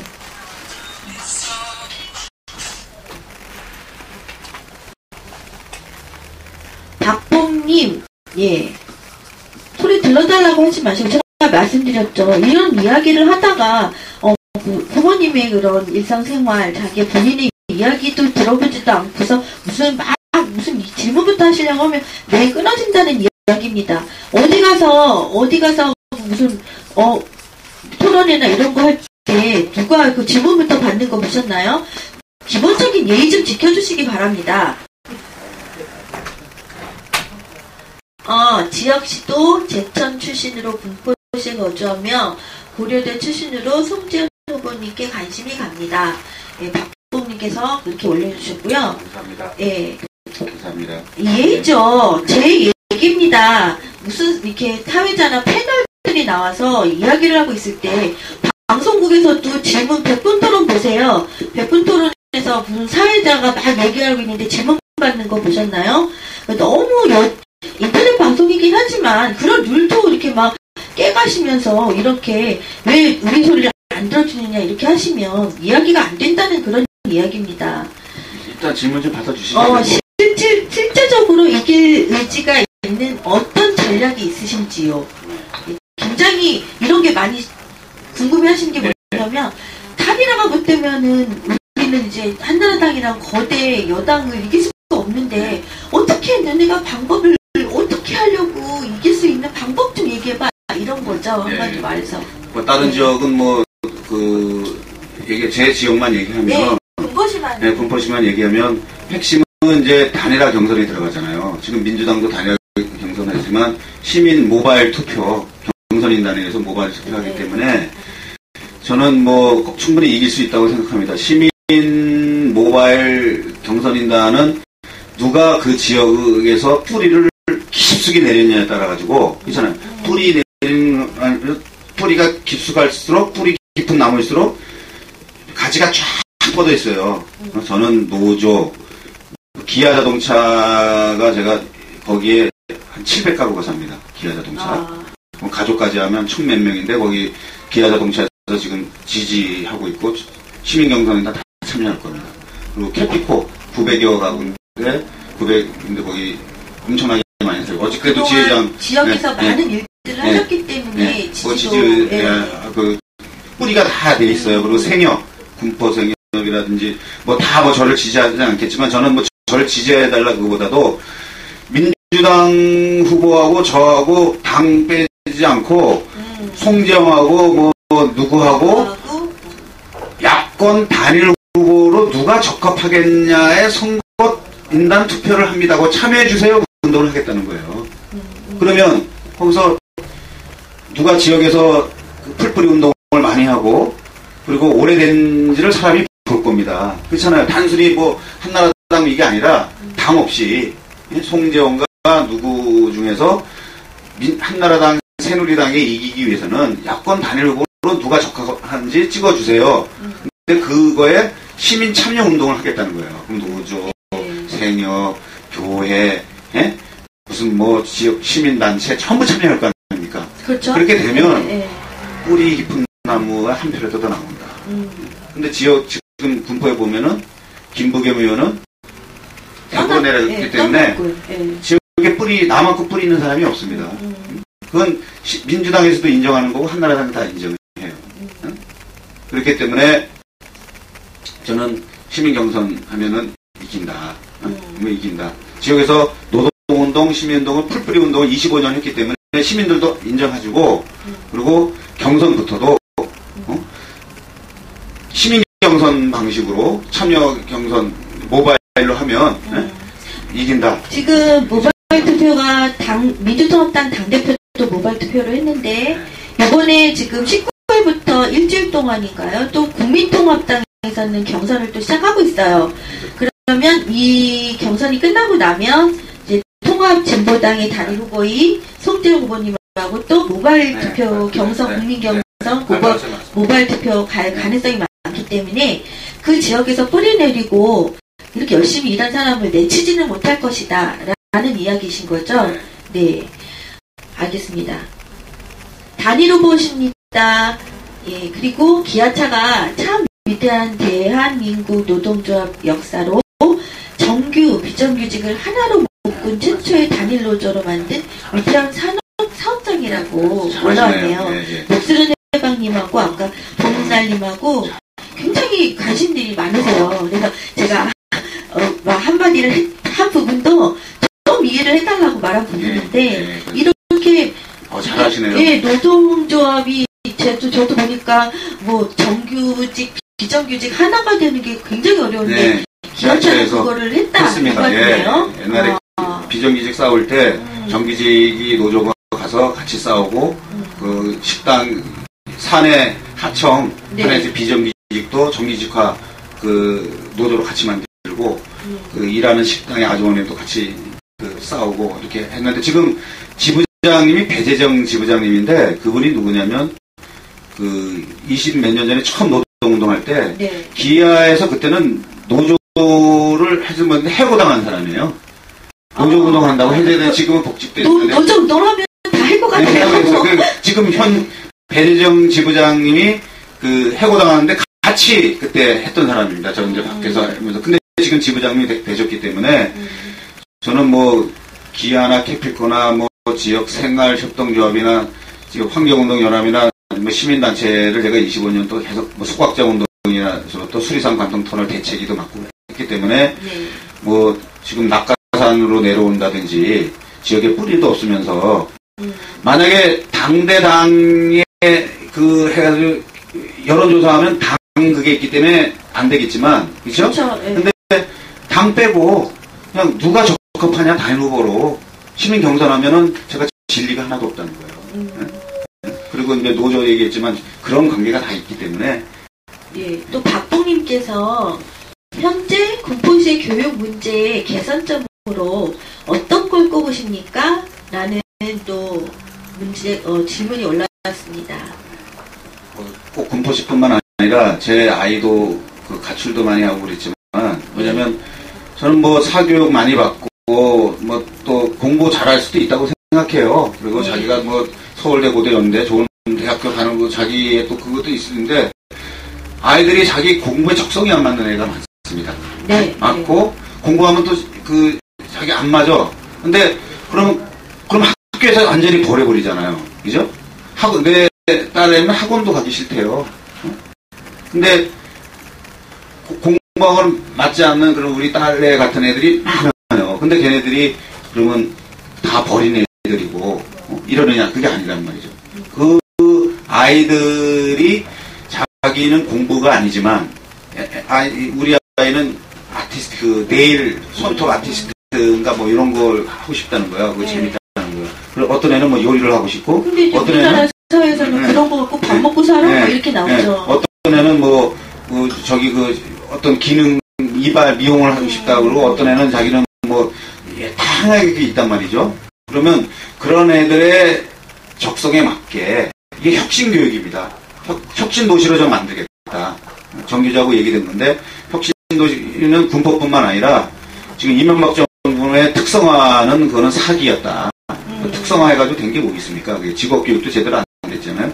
혁신교육을 만들어서 학교를 20명 정도로 줄여야 됩니다. 학급을 지금 뭐 40명 줄이고, 그리고 교사도 서구처럼 정기교사, 보조교사까지 있어야 돼요. 그래서 공부 잘하는 애들은 그 대학교 가는 애들은 거기에 맞게 하고, 안 애들은 적성에 맞게 그걸 보조교사가 프로그램을 가동시켜줘야 됩니다. 그래서 그 학교 내에 뭐 자기의 평생 대학교 가지 않더라도 또 전문대학이나 이렇게 가더라도 적성에 맞게 그 키워줘야 됩니다. 그래서 학교에서 다 해결할 수 있도록 이게 혁신 교육입니다. 이게 서구에서 이렇게 하고 있어요. 한 10명, 20명 단위로 만들면 교사들도 일자리가 많이 만들어야죠. 일자리 창출 많이 되는 거죠. 저도 지금 아이를 키우는 엄마로서 애들 문제가 굉장히 대학을 나와도 졸업을 해도 취직도 그렇죠. 안 되고 대학을 가는 것도 본인의 적성보다는 엄마 부모님들의 입장에서도 너 그거 배워서 무슨 돈을 벌 수 있어? 먹고 살 수 있을 것 같아? 취직도 안 되는데. 취직도 안 돼. 1년에 1,000만 원씩 드리고서. 스펙 쌓아야 되거든? 이렇게 나오면 아이들은 좌절부터 하니까. 그 말씀 진짜 좋은데요. 저도 혁신교육 이야기는 들었었는데, 이렇게, 교사도 잘 공부 잘하는, 공부에 관심 있는 아이와 아이들은 다 똑같을 수 없고, 특성은 다르니까 자기가 잘할 수 있는 거를 갈 수 있는 길을 만들어주는. 학교 내에서 만들어줘야 됩니다. 그런 교육. 엄마들이, 부모님들이 사교육을 위해서 또 뭐 돈 벌러 나가고 또 심지어는 우리 문제가 되고 있는 뭐 노래방 도움도 하고 이러는 사태가 벌어지지 않게 하는. 그러니까 사교육도 근절하고 그리고 아이들도 인간답게 살게 하는 그런 그게 혁명이 필요해요. 지금 이런 식으로 나가다가는 강남에 진짜 돈 많고 아이들 자살해요. 아이들 지금 너무너무 많은 우리 딸내미 막 가출했을 때 저는 그 심정을 알아요. 얘는 공부 같은 거 하기 싫어요. 근데 공부 한번 하면 또 공부를 왜냐면 어릴 때부터 그 습관이 안 돼 있고 또 체질상 자기 성격상 이게 막 이게 싫어하는 애들 많아요. 근데 걔들이 잘못된 게 아니잖아요. 어떤 애는 노래하는 거 좋아하는 애 있고 어떤 애는 스포츠 하는 애 좋아하는 애 있고 어떤 애는 뭐 만지는 거 좋아하는 애 있고 인간은 다양하고 다 창조적이 다 다른 겁니다. 근데 그거를 꼭 앉아가지고 그냥 외우는 거 좋아하는 애들도 있어요. 책 읽는 거. 그런 사람들, 애들도 또 존중해줘야 돼요. 얘는 책 읽고 쓰고, 그런 거, 글 쓰고, 외우고 이런 걸 또 좋아하는 애는 또 그대로 가게 하고, 또 자기가 뭐 만지고 뭘 만들고 하는 애는 또 그렇게 가게 하고, 이렇게 다양한 소질과 적성에 따라서 이런 교육을 아주 작은 단위로 국가에서 예산을 집중시켜서 그 교사와 학교 시스템과 전국 시스템을 만드는 것은 저는 무상 보육이나 무상 의료 실현되듯이 10년 안에 실현된다고 송지영이 분명히 얘기합니다. 그렇게 안 되면 민주당이 이번에 정권 잡아도 또 옛날에 노면 뭐 막 난리 쳐서 그렇게 또 돼요. 이걸 근본적으로 해결해 줘야 돼요. 내 정권만 잡아서 인기 높으니까 내가 한나라당 물리고 정권만 잡아 그게 아닙니다. 지금 먹고 사는 문제, 비정규직 문제 어떻게 해결할 것인지, 그 재정을 어떻게 마련해서 해결할 것인지, 사교육비 없애면서 아이들 부모들이 가진 우리 아이 대학 문제 평생 그 행복하게 그래도 최소 자기 인간답게 살 수 있는 틀을 국가에서 어떻게 만들어줄지를 새 정권이 마련해주지 않고서는요, 암만 정권 잡고 한나라당 이게 정권 잡아도 욕 먹고 개판됩니다. 그거 분명히 하셔야 돼요. 제가 100% 확인하면서 말씀드리는 겁니다. 해결해줘야 돼요. 그런 자신 없으면 정권 잡을 생각하지 마세요. 지지율이 많다고 해서 막 무시하고 기고만장하고 진보 진영 다 무시하고 자기들이 마치 뭐 대단한 것처럼 그런 능력도 없으면서 그 대안을 내면서 정권 잡을 생각을 하시라는 얘기를 분명히 드립니다. 지금 이런 얘기 조금 전에 다 얘기 나왔는데 나중에 들어오셔서 막 물어보시고 막 얘기하시는데요. 국가에서 화수분 가지고 있나요? 너나 잘해라니 어차피 배분의 문제고 효율의 문제일 수밖에 없는데 그렇게 뜬구름 잡는 식으로 이상적인 것을 안 바라면 뭐 이렇게 올라오셨고, 반야트님은 대한민국에 수천만의 노동자 설 농민이 있는데 왜 4.9 지지율 교과에 고민을 하시나요? 지금 우리가 아까 다 얘기했었던 거 아닌가요? 그 화수분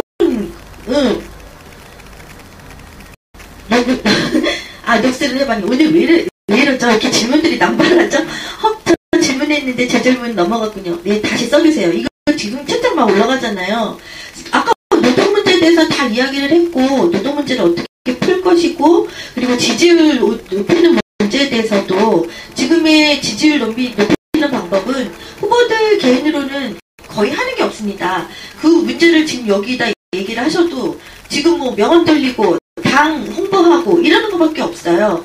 근데 근본적으로 젊은 층에서는 아까 무발투표 뭐 젊은 층 얘기 지지 이야기 나왔는데 정말 아시는 분은 지금 다 아십니다. SNS가 너무너무 잘 몰라서 그런 거죠. 에 있어서 지금 그런 거를 홍보를 안 해주는 거예요. 언론에서 홍보를 안 해주는 거예요.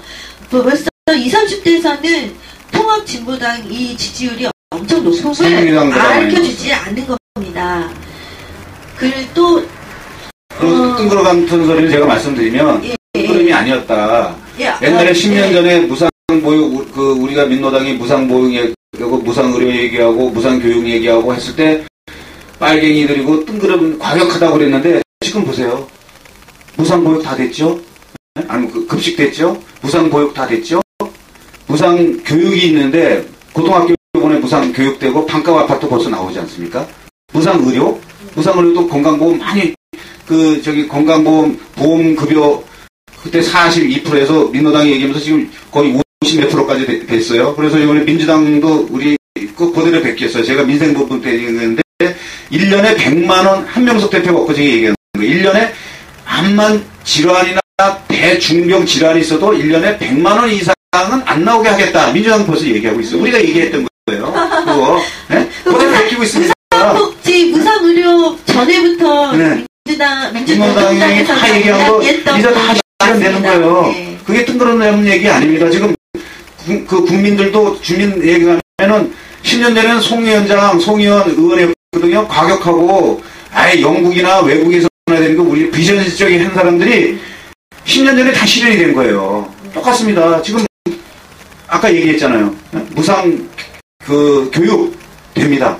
왜냐면 미국으로부터 22조 원 사고 있는데 하지 않고 개발 같은 거 안 하면 충분히 가능하다. 4대강만 안 해도 되죠. 4대강만 안 해도 되죠. 4대강만 안 했어도 정권이 잡아서 건설사, 재벌 건설사 친이척 사돈의 8전 다 먹여주는 거예요.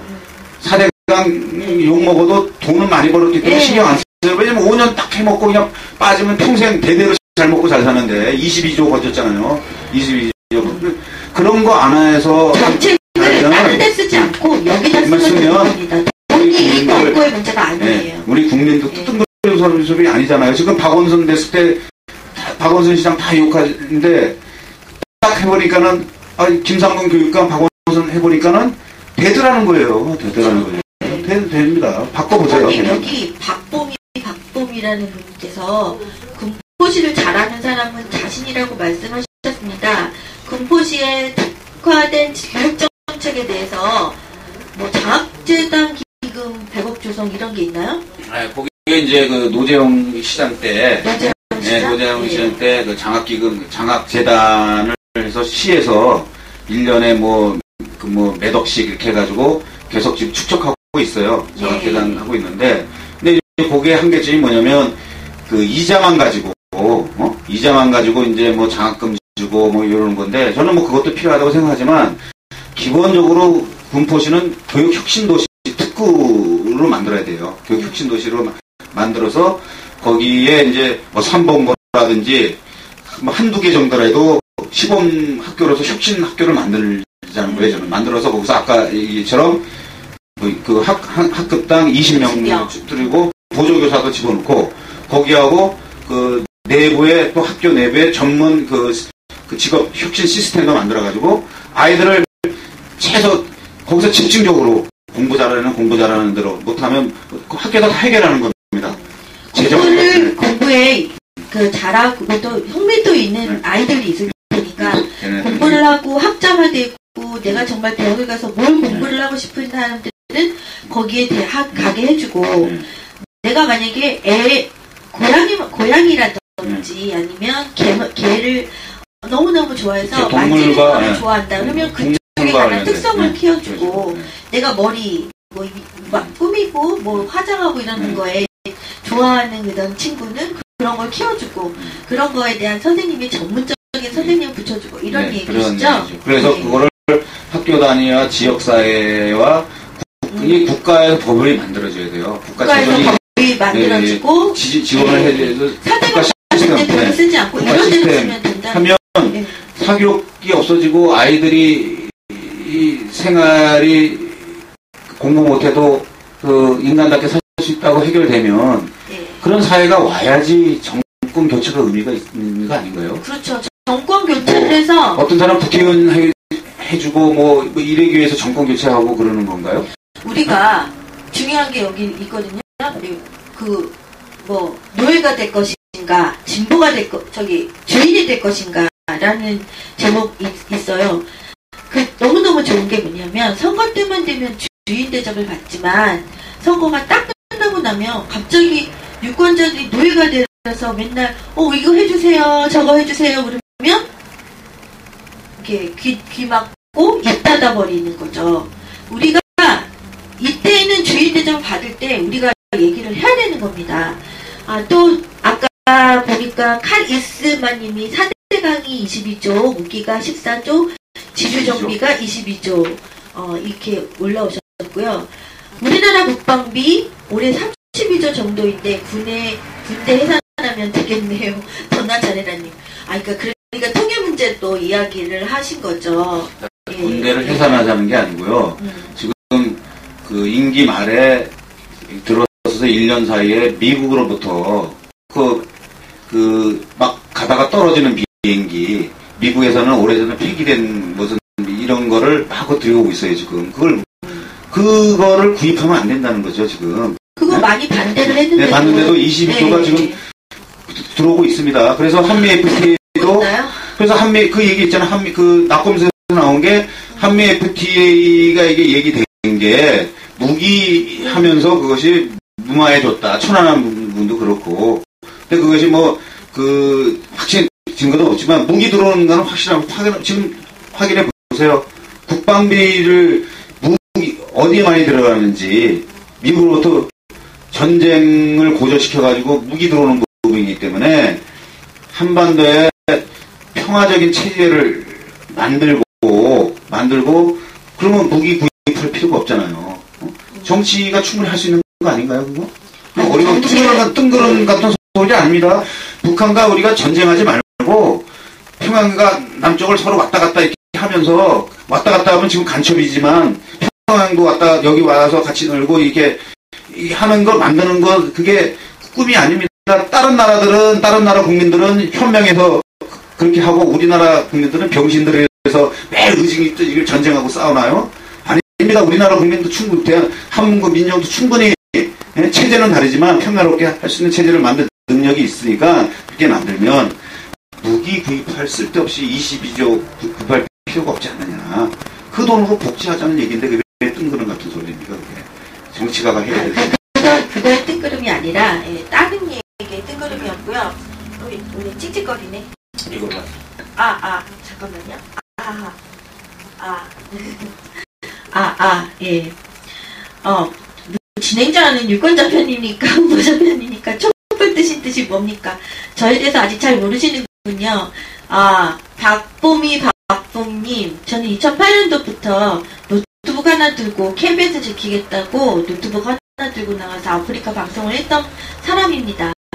그리고 점점 이 방송이 이거 힘든 거예요. 지금 이렇게 제가 이렇게 요런 데서 방송을 하는 거 이걸 하루아침에 되셨다고 생각하지 마십시오. 이거는 현장 방송에서 이 현장을 보여드린다는 건 언론이 죽었기 때문에 제가 나가서 좀 조금이나마 현장을 보여드리고자 노동 문제, 4대강 쪽, 그리고 한미 FTA까지 비롯해서 지금은 이제 총선 방송, 그리고 저번에도 총선 방송, 6.2 지방선거 제가 다 따라다녔습니다.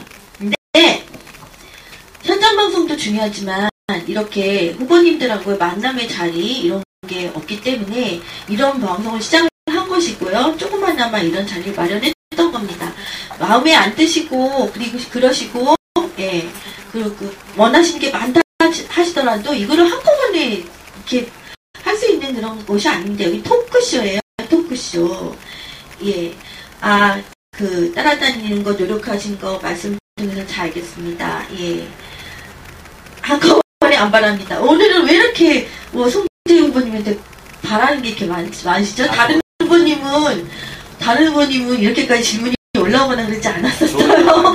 좋은 현상인 것 같습니다. 소통이 많이 되는 거죠. 예, 좋은 현상인 것 같습니다. 네. 아주 노동 문제에 있어서 아주 활기를 띠고 있고 군포 지역이 지금 뜨겁게 달아오르나 봅니다. 지금 군포에 있는 분이신 것 같아요. 그래서 군포시에 어떻게 할 것이냐 정책을 좀 얘기를 해달라 의지 보여달라 뭐 이렇게 하시는 거예요. 소수파로서 의지를 바랍니다. 학부모들이 안 보내줬잖아요. 국민의 식변화에 의한 무슨 대안도 있으신지. 너네 자녀라니 너무 질문이 무슨 소린지 예 지금 막 하시고 싶은 말 막 올라오는데 뛰어서 올라오고 막 이러니까 제가 방송 중에는 막 이렇게 질문도 드리면 방송 막 말씀도 해드리고 그랬는데요. 지금 너무너무 질문들이 한 3분께서 막 계속 올려주세요. 예. 녹슬은 해방님 질문 하나 하겠습니다. 예. 7시 7분입니다. 예. 질문 몇 가지만 받고 방송을 마치도록 하겠습니다. 통합진보당이 수권 능력을 가지지 못했다고 판단하는 것이 이거 지금 예. 홍재 후보님은 한반도 서울 미인국에서 군포가 차지한 역할이 무엇이라고 생각하십니까? 현 지지율을 통렬하게 생각합니다. 아주 그러니까 애정의 마음을 가지시고 얘기를 막 계속 올려주시는 거예요. 마이스터고 같은 학교는 학비가 엄청납니다. 특성하고 뭐 하지만은 이명박 정부의 특성하고 하면은 사실 그 돈 없고 공부는 소질이 없어도 좀 자기가 적성에 맞고 이런 키워줘야 되는데 더 돈이 많이 들어가고 그리고 아이들 같은 경우는 더 사교육을 해야 되고 이렇게 그러니까 사교육을 없애자는 게 아니라 더 사교육을 하게 만들고 더 만든 거거든요. 비용도 더 많이 들고 그래서 이렇게 가면 안 되고요. 공교육을 정상화해야 됩니다. 정교조들이 맞아요. 아까 같이 혁신학교라는 것은 혁신학교가 전부 이제 혁신학교가 되면 이제 혁신 안 학교 되는데 일단 혁신학교라는 건 뭐냐면 학교 아이들을 줄이고 뭐 15명, 20명 줄이고 학교 교사도 전문화 더 시키고 보조교사까지 해서 학교 내에서 아이들의 공부 잘하는 애와 적성에 맞는 애를 거기서 다 해결하는 거야. 사교육 가지 않고도. 그렇죠. 이런 건데 마이스터고 뭐 이런 식으로 해가지고 이명박 특성하고는 돈만 더 들고. 그럴싸한 그런 거죠. 그런 거. 여기 또 계속 올라오는데 왜 이렇게 우리 후보님한테는 엄청난 질문이 공세를 하고 있습니다. 이 점에 대해서 오만하게 민주통합당이 야권연대의 오만함을 가지고 있다고 생각합니다. 녹슨해방님 계속 올라오시네요. 그래서 이걸 뒤엎을 단기적 총선 전략이 무엇이 있을까 하는 게 질문이십니다.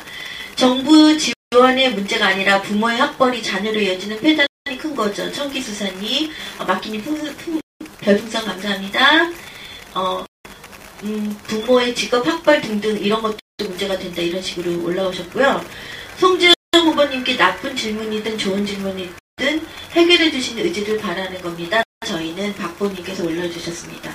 많은 이야기들이 올라오고 있네요. 예. 이제 질문은 그만 받도록 하고요. 마지막으로 후보님이 지금 답답하다 이런 말씀이신 거거든요. 민주통합당이 우리가 즐거운 얘기했듯이 오만함을 가지고 조금만 있으면 국민 경선하고 이래도 시간 얼마 없어도 우리는 다 이길 수 있다라는 오만함을 가지고 있다는 그런 얘기예요.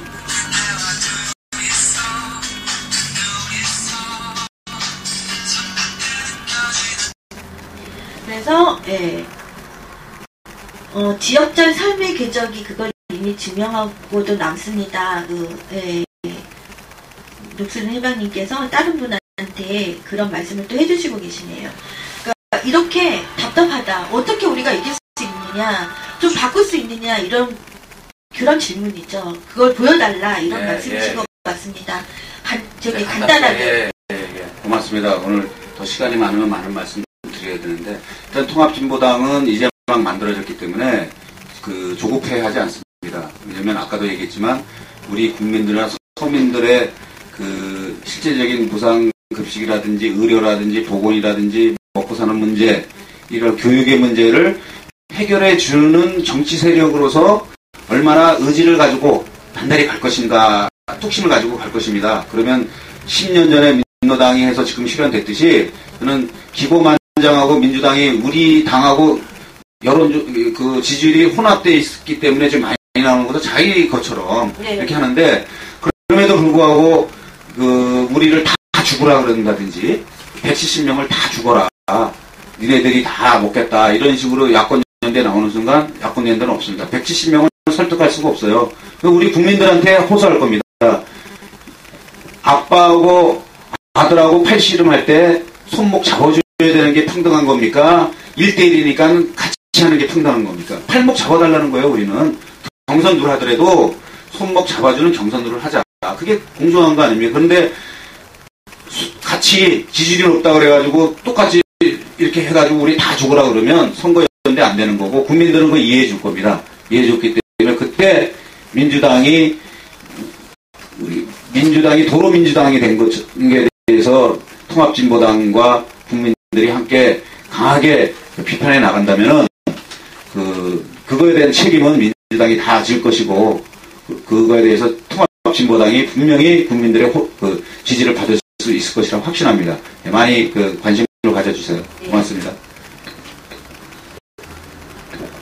송재환 후보님한테 많은 지지를 부탁드리고요. 청기 수사님이 말씀하신 거 말씀드릴게요. 성공의 대학원 정치경제학 석사 재학 중이십니다. 예, 성공의 대학원에 지금 다니시고 있으시네요. 예.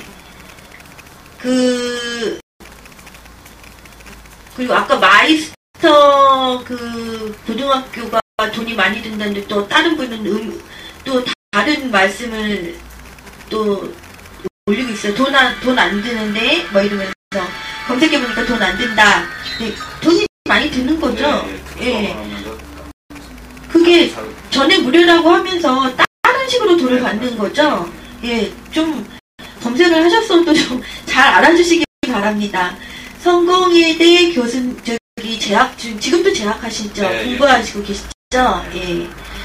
여러분, 군포에 지금 송재영 후보님이십니다. 시민운동도 오래 하셨고요. 그리고 노동의 문제에 대해서도 굉장히 오랫동안 군포에서 25년간을 활동을 하셨고, 그럼에도 정치활동을 하지 않으시고 있으시다가 지금은 정말 정치에 안 나갈 수 없으면 바꿀 수 없겠다라는 마음으로 지금 단일 후보, 통합진보당 단일 후보가 되셨습니다. 민주통합당은 19일부터 일주일 동안 또 경선을 치르고 나면요, 빨리빨리 해야 되겠지만 이제 또 통합진보당 단일 후보 이런 분들하고 또 경선을 하던지 뭐 합의를 이루던지 해서 단일 후보가 또 되면, 그러면 우리가 이길 확률이 굉장히 높습니다. 여러분, 저도 그렇고요. 여러분도 답답하고, 여러분들도 답답하듯이 저도 답답하고, 정치가 막 우리 맘대로 이렇게 했으면 좋겠는데 안 가는 그런 분이 굉장히 많죠. 지금까지 우리가 전에는 몰라서 못 싸웠고 몰라서 이야기를 못했다 하더라도 지금은 눈에 보이는 대로, 그리고 아는 대로 말을 하면 또 많은 이야기를 할 수 있는 공간이 많이 있습니다. 많은 이야기를 해주시고, 이렇게 2012년 총선 승리를 위해서 우리 모두 발 벗고 투표하자고 독려도 하시고, 어떤 분이 좋은지 또 얘기도 해주시고 밀어주시고 참여도 해주시기 바랍니다. 여러분 감사합니다. 네, 감사합니다. 예.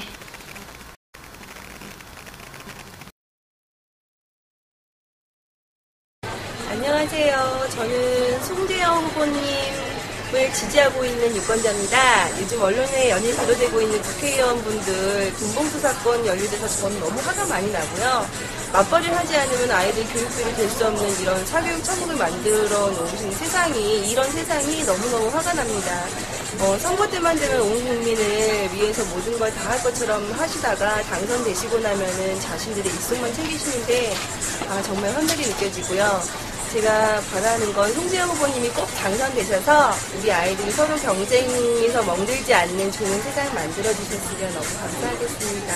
송재영 후보님 파이팅! 만일 국회의원 되면 저희 아빠가 일자리를 구했으면 좋겠고요.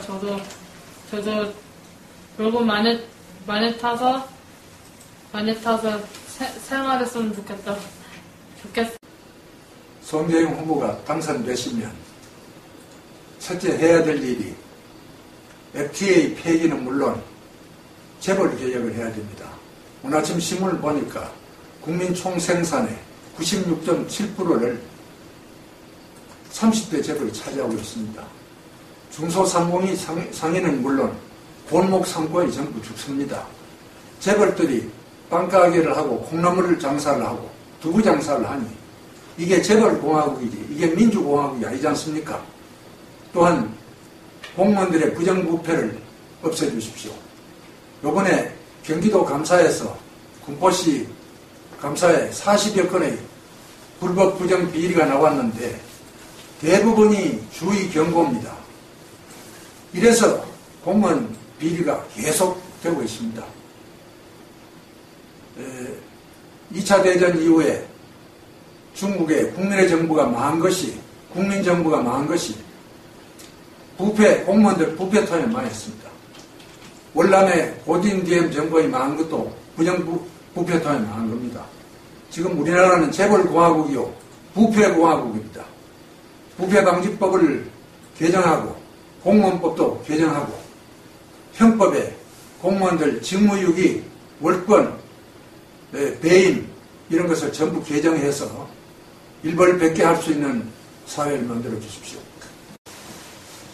안녕하십니까. 저는 군포시 3번동에 사는 시민입니다. 제가 이번 국회의원 후보, 통합진보당 국회의원 송재영 후보님께 바라고 싶은 것은 두 가지가 있습니다. 하나는 근로자로서 비정규직 문제 등 저희 근로자 근로 환경이 상당히 미약하여서 항상 고용 불안에 시달리고 있습니다. 이 부분을 송 후보께서 의지를 가지고 확고한 의지를 가지시고 해결해 주신다면 고맙겠고, 그 다음에 임금은 정해져 있지만 물가가 계속 상승하고 있었기 때문에 상당한 생활고에 시달리고 있습니다. 이 부분도 참고하셔서 송 후보님께서 역점을 두고 우리 시민들의 목소리에, 근로자 목소리에 귀를 기울여 주셨으면 합니다. 또한 한 가지, 맞벌이 부부들이 아이를 안심하고 맡길 수 있는 곳이 마땅치가 않습니다. 아침 7시 반 정도부터 한 15시간 동안은 아이들을 안심하고 맡기고 운영할 수 있는 그런 타가 시설을 확충해 주신다면 고맙겠습니다. 그 부분에 대해서 우리 송 후보께서 확고한 의지를 가지시고 정책 반영에 임해 주시기 바라겠습니다. 감사합니다. 안녕하세요. 정교조 군포구방 지회장 김우영입니다. 먼저 군포에서 오랫동안 삶의 터전을 닦고 우리 군포를 위해서 애써주신 송재영 님이 통합진보당 국회의원 후보로 이렇게 확정된 것을 진심으로 축하드립니다. 그리고 한편 기대감도 큽니다. 적어도 군포가 청소년 교육 특구라는 미명 아래 많은 교육 정책을 펴왔지만 우리 전체적으로 보거나 그리고 군포 지역을 보더라도 이른바 MB식 경쟁교육은 잘못된 방향으로 가고 있다는 것이 입증되고 있습니다. 우리 송 후보께서 이런 점을 잘 알고 계실 줄이라 믿고 우리 군포 지역의 교육 발전에 큰 힘을 실어주셨으면 좋겠습니다. 우리 정교조가 추구하는 것은 이제까지도 그랬지만 참교육의 그 정신 하나로 살아왔습니다.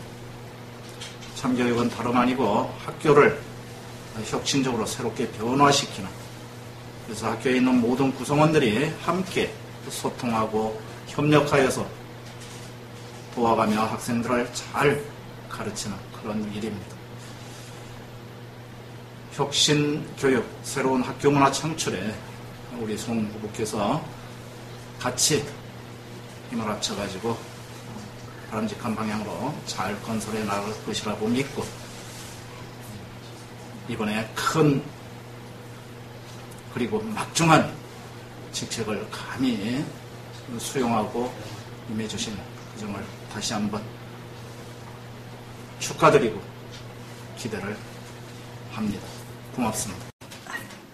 제가 개인 택시만 한 20년 정도 했는데 요즘처럼 경기가 안 좋을 때는 없었던 것 같아요. 택시 종사자들 수입은 20년 전으로 완전 후퇴했습니다. 서민을 아는 사람, 밑바닥부터 지역 시민들과 함께 일해왔던 송재영 후보가 꼭 국회의원에 당선돼서 서민들도 길을 피고 사는 좋은 세상을 꼭 만들어 주시기 바랍니다. 송재영 위원장은 정말 국회의원이 되기 전에도 이 지역을 위해서 그 사람처럼 정말로 일을 열심히 몸을 사리지 않고 일을 열심히 한 사람을 못 봤어요. 일부 일부 선거에 출마하는 사람들 가만히 보면은 공약에 내가 되면은 무엇을 어쩌고 뭘 어떻겠다고 수없이 공약 남발만 하지 지역에 사실상 출마하기 전에 이 현역이 없어요. 근데 송재영 위원장 같은 사람 가만히 보면은 그 전에, 그러니까 선거 치르기 전에 보면은 천막상화도 하고, 엄동소란에, 시청에서 이렇게 전기까지 끊어가면서 그냥 불도 없이 난장판에서, 어디서 죽을지 살지도 모르고, 지역을 위해서 이렇게 열심히 일하는 사람. 그런 사람들을 정말 국회로 보내서, 지역이든지, 나라든지, 정말로 일을 열심히 해가지고, 정말로 국익에 보탬이 되고 또 지방에 보탬이 되고 난 이런 사람들이 정말로 나서서 정말로 당선이 돼야 한다고 생각을 해요. 그래서 우리 군포에서는 어떻게 보면 가장 정말로 훌륭하고 열정적이고 깨끗하고 정말로 일꾼다운 일꾼은 송재영 위원장이라고 합니다.